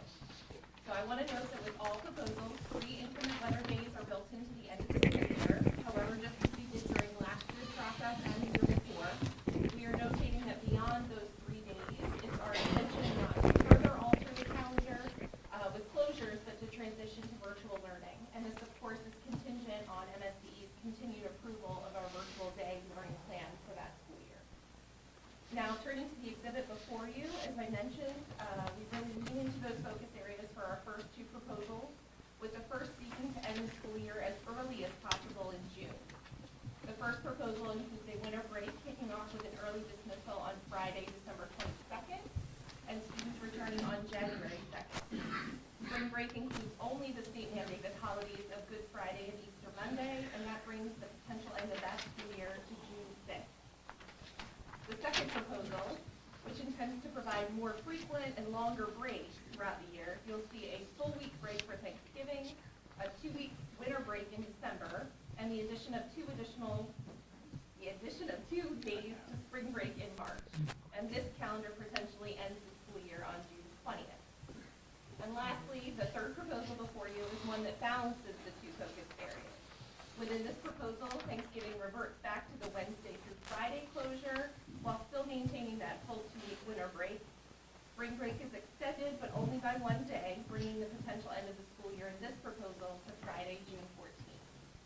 So we intend to publicize these calendar options as soon as possible alongside our traditional survey tool to give all of our stakeholders the opportunity to weigh in on which option they prefer and any suggestions that they might have. And I'll be back before you in early 2023 with both the survey results as well as the superintendent's recommended calendar for your approval. But if I can answer any questions. And let me remind our board and our public as well, this is a process we go through every year, putting a variety of calendar options open and then take feedback from our community. Once that feedback comes back, and then I sit down and as Carrie has shared so well today with you, and then make a recommendation as the superintendent's proposed calendar. So including myself, some of these are going to be tough, but we take a look at all the feedback, and then sometimes we even create a 4th calendar based on feedback. Carrie and I will talk about it and then make a proposal to the board. So we wanted you to have a copy of what is out there for review at this time. I do like your in-person better than the video. I do too, Carrie. Aw, I really thanks, do. guys. You're kind. Thank you guys so much. Thank you, Carrie. Thank you, Carrie. That concludes administrative operations. Back to you, Ms. McComas. Thank you. We're now going to move on to Stephen Decatur Middle School Edition update and requisition. Mr. Tolbert. Yeah, thank you, Mrs. Thomas. First up today. It sounds like, no. We have Mr. Joe Price and Ms. Lindsay Bell with Lady Turner with an update on Kingston Middle School District project requesting requisition on roll. Price. Thank you, Mr. Tolbert. Good afternoon. Lindsay is here with Decatur Middle update number 12, and we have a requisition for your consideration. Lindsay? Okay, so for the update for Stephen Decatur, the last 30 days, we finished up the metal panels at that penthouse, the brick along the 2 connecting walkways in the courtyard area, ceramic tile, all the prime painting, and ceiling grid for finishes in the classroom addition. We did tie in permanent power that was completed on one of the school break days, and our fire protection has passed the hydro test. In progress, we have our site stormwater is ongoing. We're finishing up the drywall and getting that ready for finish paint. The casework has finished up the installation in the science labs and the classrooms, and we received our epoxy countertops for the science labs today. HVAC equipment startup has started in the classrooms, so we're starting around those outside classrooms and moving on to the ERV up in the penthouse. and the light fixtures are being hung in the ceiling grid. So in the next 30 days, we'll do our final push for the building. Courtyard turf will be installed, ceiling tile, finish paint, all the final touches right before the punch list for the architect walkthrough, including toilet partitions, toilet accessories, lockers, marker boards, TVs, TV brackets, all the on-wall finish items. So some of the photos of the progress. This is the ceramic tile, and this was finished up. This is at the wet wall for the water fountains and the bottle filler. Bathrooms have also been completed at this time. The second picture is the operable partition replacement. So this was done over some nights and weekends while school was not in session, but that has been replaced in the existing cafeteria. This is the science class work in the lab areas in the middle of the addition. And then the ceiling grid where it shows the above ceiling rough-in the corridors. And then this is the classroom casework. This is finished up and ready to be punched out. And then finally, the courtyard where the turf will be installed. We're finalizing the drainage work in this area. So on Thursday, we do have a walkthrough with Mr. Slacum and the maintenance department. So we're starting to get our training scheduled for the maintenance department as well. Any questions? Looks wonderful. Thank you. Huh? Yeah, when do we move in? No, I'm sorry. 21st and 22nd. I was going to say, it's on the calendar. Seriously. That is awesome. Thank you. Superintendent recommends approval of requisition number 12. Can I have a motion to approve? So moved, Bill Ford.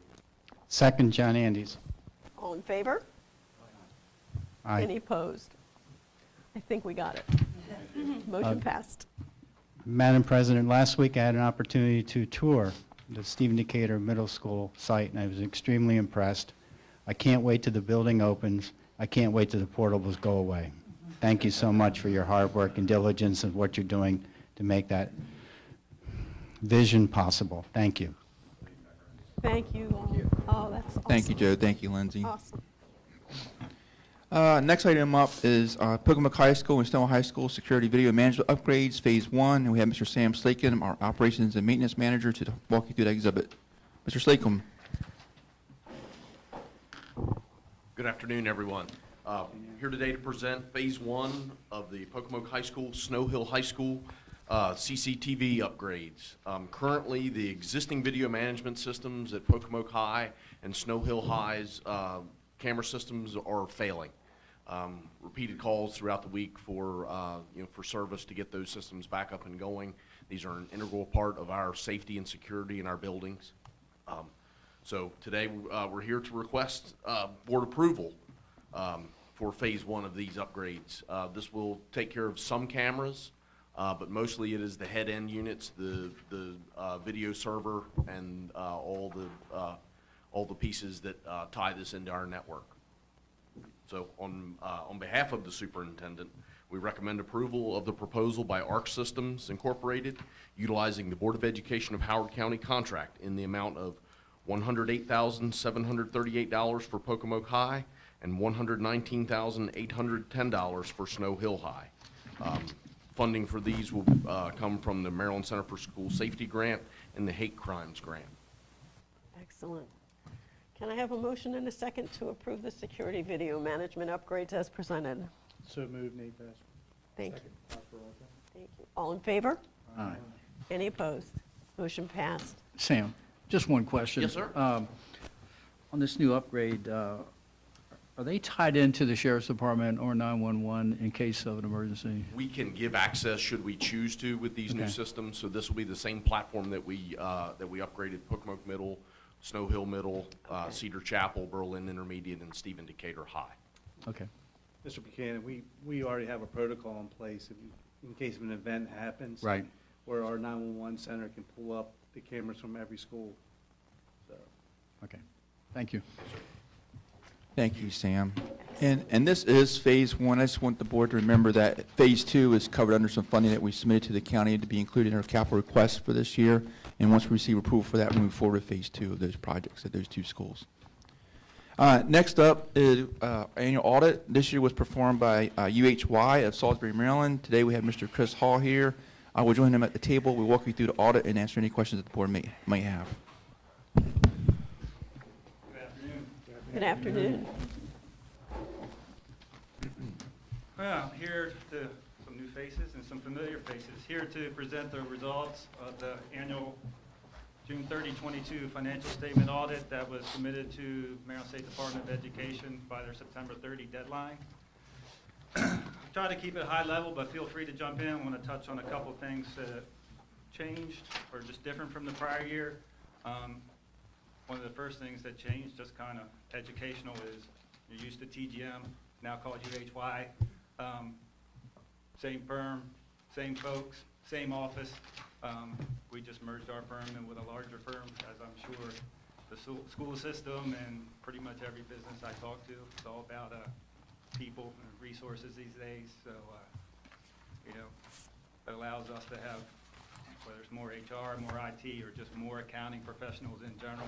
So we basically just merged our firm in with them, but same local firm that you've always been dealing with, just with more support, more expertise, more backbone. So for those wanting to know what happened to TGM, it's still TGM, it's just UHY.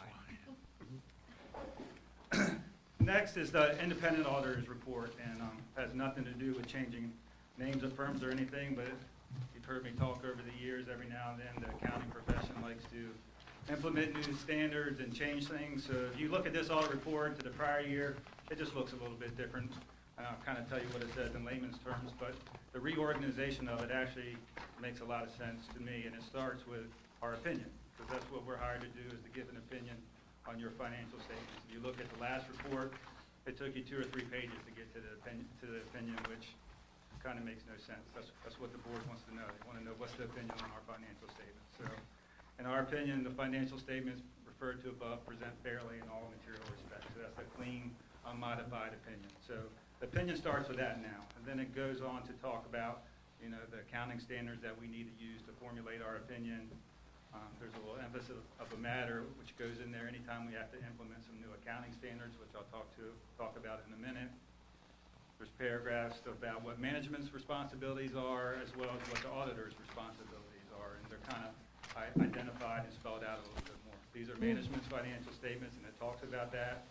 Our responsibility is to go through the professional standards and adhere to those to render the opinion that I mentioned at the start of this. So the reformat of the audit report is, for any of you that may sit on other boards, they should look fairly consistent. You can go to the first paragraph now and see what the opinion is on the financial statements. After that, there's also a report that's called, in the accounting world, a yellow book report, but actually, you go pull it out of the library, it's yellow. But it's an independent, since we have so many federal awards, we have to give an opinion in accordance with government auditing standards as well. And the key there is there was no compliance or internal control matters to be reported. So that's a clean opinion in accordance with government auditing standards. After that, pages 8 through quite a few pages, 8 through page 22, management discussion and analysis, which is simply that. Your management team writes that. Us as auditors are required to review it, make sure it agrees to everything that we audited. And it provides the reader of a financial statement some pages to go to versus the other 75 pages to kind of get a snapshot of hopefully what happened during the year. Compares current year to prior year, compares it to budget. I've heard you talking about capital assets and things while I was sitting in the audit. It talks about your capital assets, what you did during the year, what's on the horizon. So it's a good place, whether it's a citizen, an administrator, someone that's not an accountant or a debit or credit person, to go and read a few pages of a financial statement and kind of get an idea or flavor of what happened to the organization during the course of the year.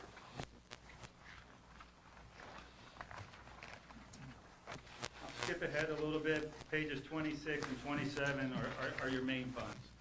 Obviously, your general fund is the most important. I wouldn't say it's the most important, but it's the biggest. Most of your expenditures go through the general fund. We also have a capital projects fund where all your school construction type activities, schools, maintenance, et cetera, go through, as well as your school activity fund. All your schools have fundraisers, have sports activities. They're all rolled up into that school activities fund. So you can see what their assets and liabilities were if you took a snapshot at June 30, 2022. Page 28 is the income statement for those funds. You can see your general fund's about $125, $130 million fund on its own. You also have almost $15 million in restricted programs, whether they're federal, state, or local. Any restrictions, they're accounted for in a separate fund that's labeled the Restricted Grants Fund. Capital projects, exactly what I just mentioned on money you receive, federal, state, or local for their construction activity, as well as the activity for your school activities fund. And there's some more detail in the back, so I'm just going to gloss over that a little bit, but there's some more detail in the back of the financial statements on each of those funds. The final fund, the final major fund that you have is your food service fund. It's considered a proprietary or enterprise fund. There's typically a user fee associated with that, whether it's price of meals, et cetera. So page 30, page 30 is your balance sheet. Page 31, the income statement. Typically, if you look back over the years, not just this school board, most school boards, typically the food service fund didn't make money, which typically we don't want to make money on. We want to break even, maybe make a little bit of profit. This year, they had a good amount of income, $800,000. You can pull out any school board across the state of Maryland, they all made money. A couple reasons. Primarily, the state allowed us to continue charging a higher rate. Due to the outskirts of that, we were still able to charge. They would get reimbursed for a higher rate. Just to clarify, we didn't charge. Correct. Last year, everybody ate free because of the COVID pandemic and federal regulation, and we reimbursed that for the rate of high rate. Correct. About $1 more. The student's not paying. Correct. Yeah, we don't charge students more. Correct. Yeah, yeah. Page 33 and 34, two other funds, the primary one being our retiree benefit trust fund, funds being held for retirees' health insurance, and we have some more information on that also that I'll touch on in the footnotes. Page 35, and I'll skip through some of these and just try to highlight what's new. Page 35 through 59, notes to the financial statements that are required to be in accordance with generally accepted accounting standards. Most of those are standard footnotes that you would see in any school board's financial statements. Probably the couple of big changes this year, one being in our other post-employment benefit. If you kind of look at that, note 7. So the school board's required to hire an actuary to project what future costs will be for retiree health insurance. And that number changes significantly as actuaries gather more information, rates change. Obviously, we're in a different rate environment this year, interest rate environment, than we were in prior years. So if you factor in a higher interest earning rate, your liability goes down. And also as you have more claims experience on what your retirees and current employees are paying, and you have more actual experience, that can go up or down. So all those factors an actuary takes into account, and it's one big estimate that changes every couple of years when an actuary does a report. But that was a significant change. That liability went from $400 million to $151 million, as you can see on the far right-hand column of page 55. It can be very confusing. That's hopefully the layman's terms version. The other thing that's new, I mentioned the new accounting standards. So just like several years ago when we had to put pensions and other post-employment benefits on a balance sheet, the accounting standards are now requiring us to put leases on the balance sheet, no matter whether it's a capital lease or an operating lease. So we have to present value those payments, record a liability, and then amortize that. It doesn't change one thing the way you budget. You're still budgeting payments, how you've always changed it, how you've always budgeted them, as you pay them. So it's really an accounting formality. So that's what note 8 and note 9 talk about. So those are two brand-new footnotes as it relates to GASB 87 and the accounting standard.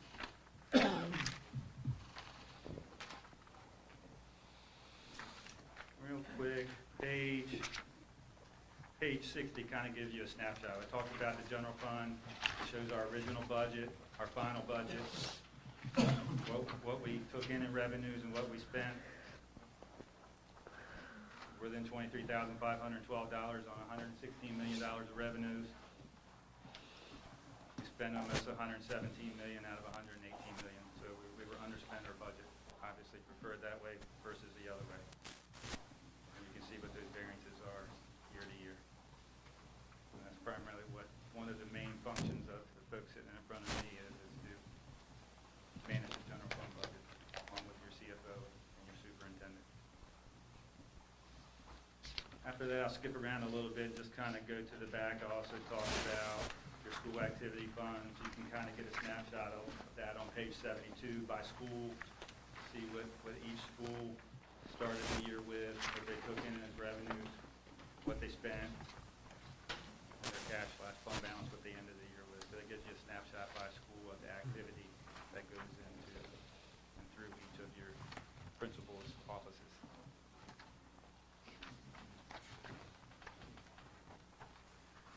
With that, I'd just like to thank the board, superintendent, your CFO. It's been challenging times the last several years for everybody to, do more with less, so to speak. I know we do it in our profession. I'm sure it's no different here. More compliance requirements, more grants, more paperwork, but these things still need to be done, and they're vitally important. So I'd just like to thank your entire staff for the cooperation and helping us achieve the deadline. No one wants to get nasty grants from the Maryland State Department of Education that this wasn't submitted there by September 30. So that's always the #1 goal, and it's been achieved for as long as I can ever remember. Can't ever remember it not happening. Thank you, sir. There's only one question to it. Yes, sir. Would you say that Mr. Colbert and his staff are doing an excellent job of managing our money? Absolutely. Okay. Absolutely. Thank you. And I'm sitting in the back feeling old, thinking, okay, 80s, or that's my era, Snow Hill High School, and Well, mid to late every 80s. year I say something about you. Proud Stephen Decatur Seahawk class of 89. Yeah. But every year I'm not going to tell you, we all know, the new board members, and I know he was one of my former athletes. But what I'd like to brag about him now, it's a Decatur graduate who's done extremely well as a CPA. And that's another shining example in Worcester County, teaching our kids to be successful, and then certainly he had to work hard. But great young man. Every year that he comes before us with this audit, I'm so excited to have Chris before us. It makes me proud. Proud because of our school system, what our school system turns out, and there's an example. I won't get on his athletic abilities this year because I'd like to brag about them every year as well. But he is an outstanding citizen, outstanding young man, and works well in his profession, and I congratulate him on that. The school system and the people matter. I can tell you as a product of the system. Thank you. Thank Any other questions? Just a quick comment. Everyone has said it, but Vince, we're very fortunate to have you and your entire team working for our school system. This is just one of the little audits you do, little audits. Yeah. We're not talking about the other 16 audits that occur throughout the school year or every other cycle, whatever happens to be. So I thank you for what your work, thank you for your entire team, and to bring a school system budget of this size with a variance of $23,512 is truly amazing. So thank you. Any other questions? Awesome. Can I have a motion to approve the audited financial statements as presented? Thank you. Second. All in favor? Aye. Any opposed? Motion passed. Thank you Thank you. for all your work. Thank you, Chris. Thank you. Great seeing everybody. You too. Thank you.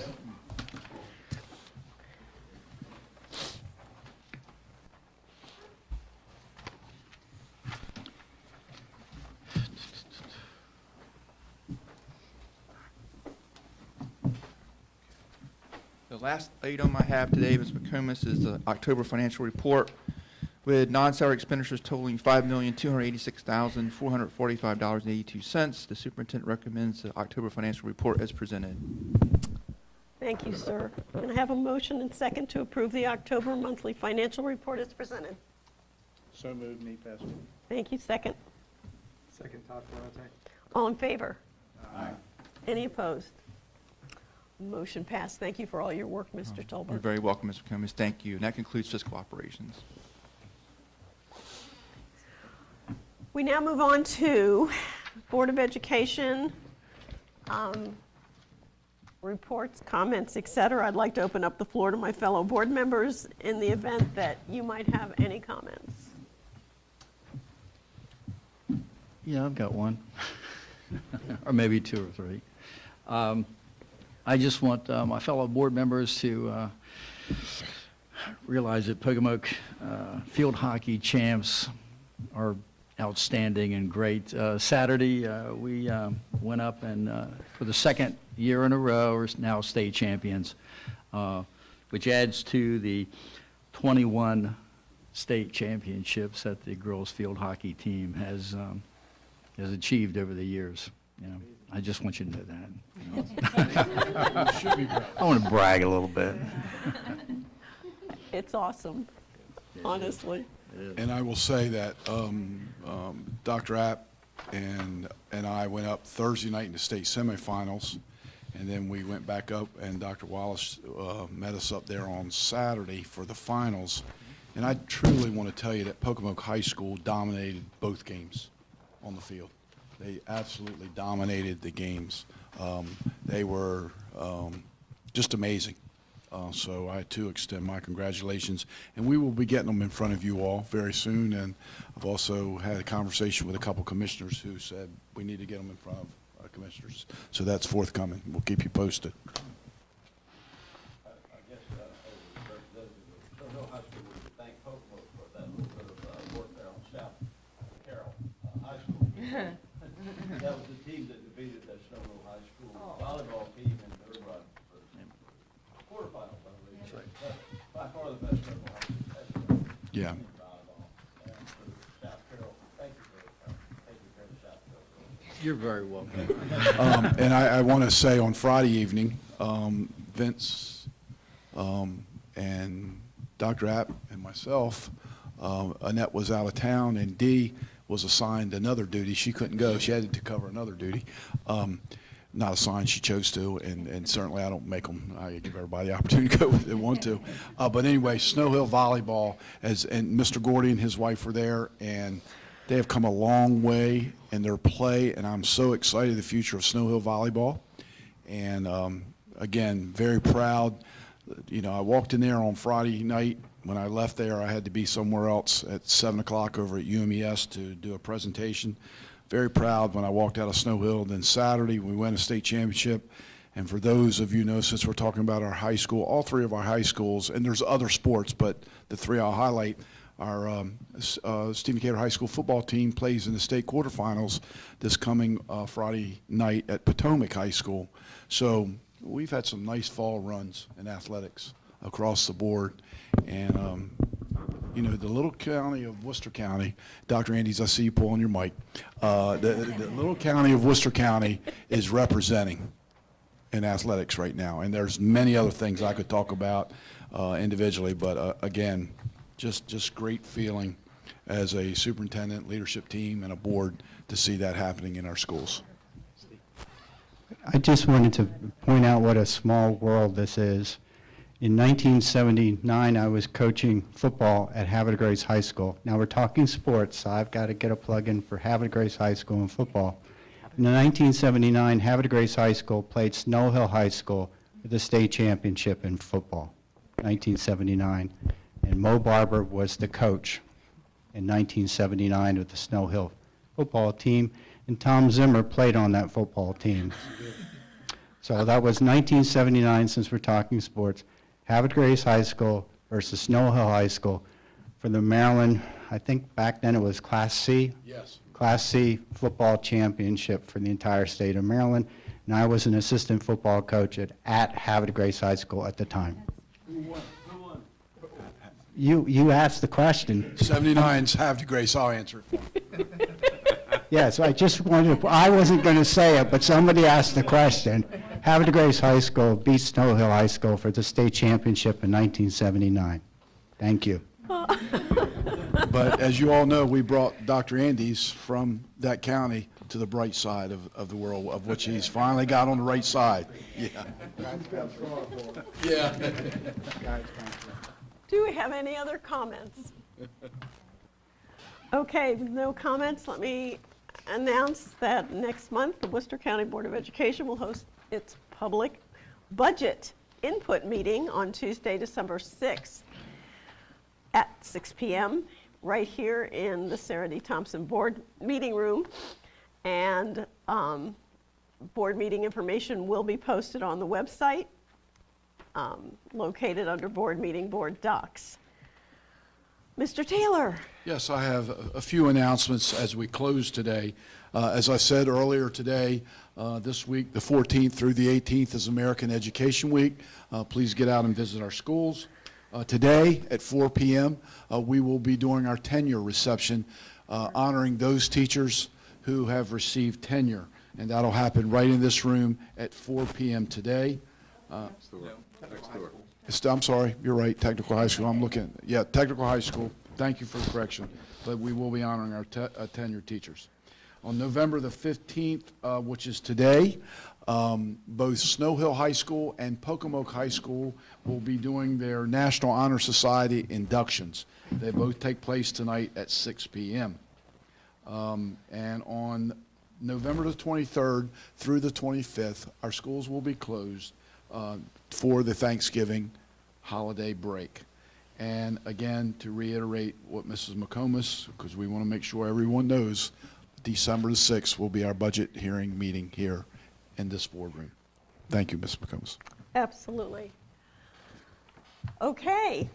Can I have a motion and a second to adjourn the open session? John Andy, so moved. Second, Todd Ferrante. All in favor? Any opposed?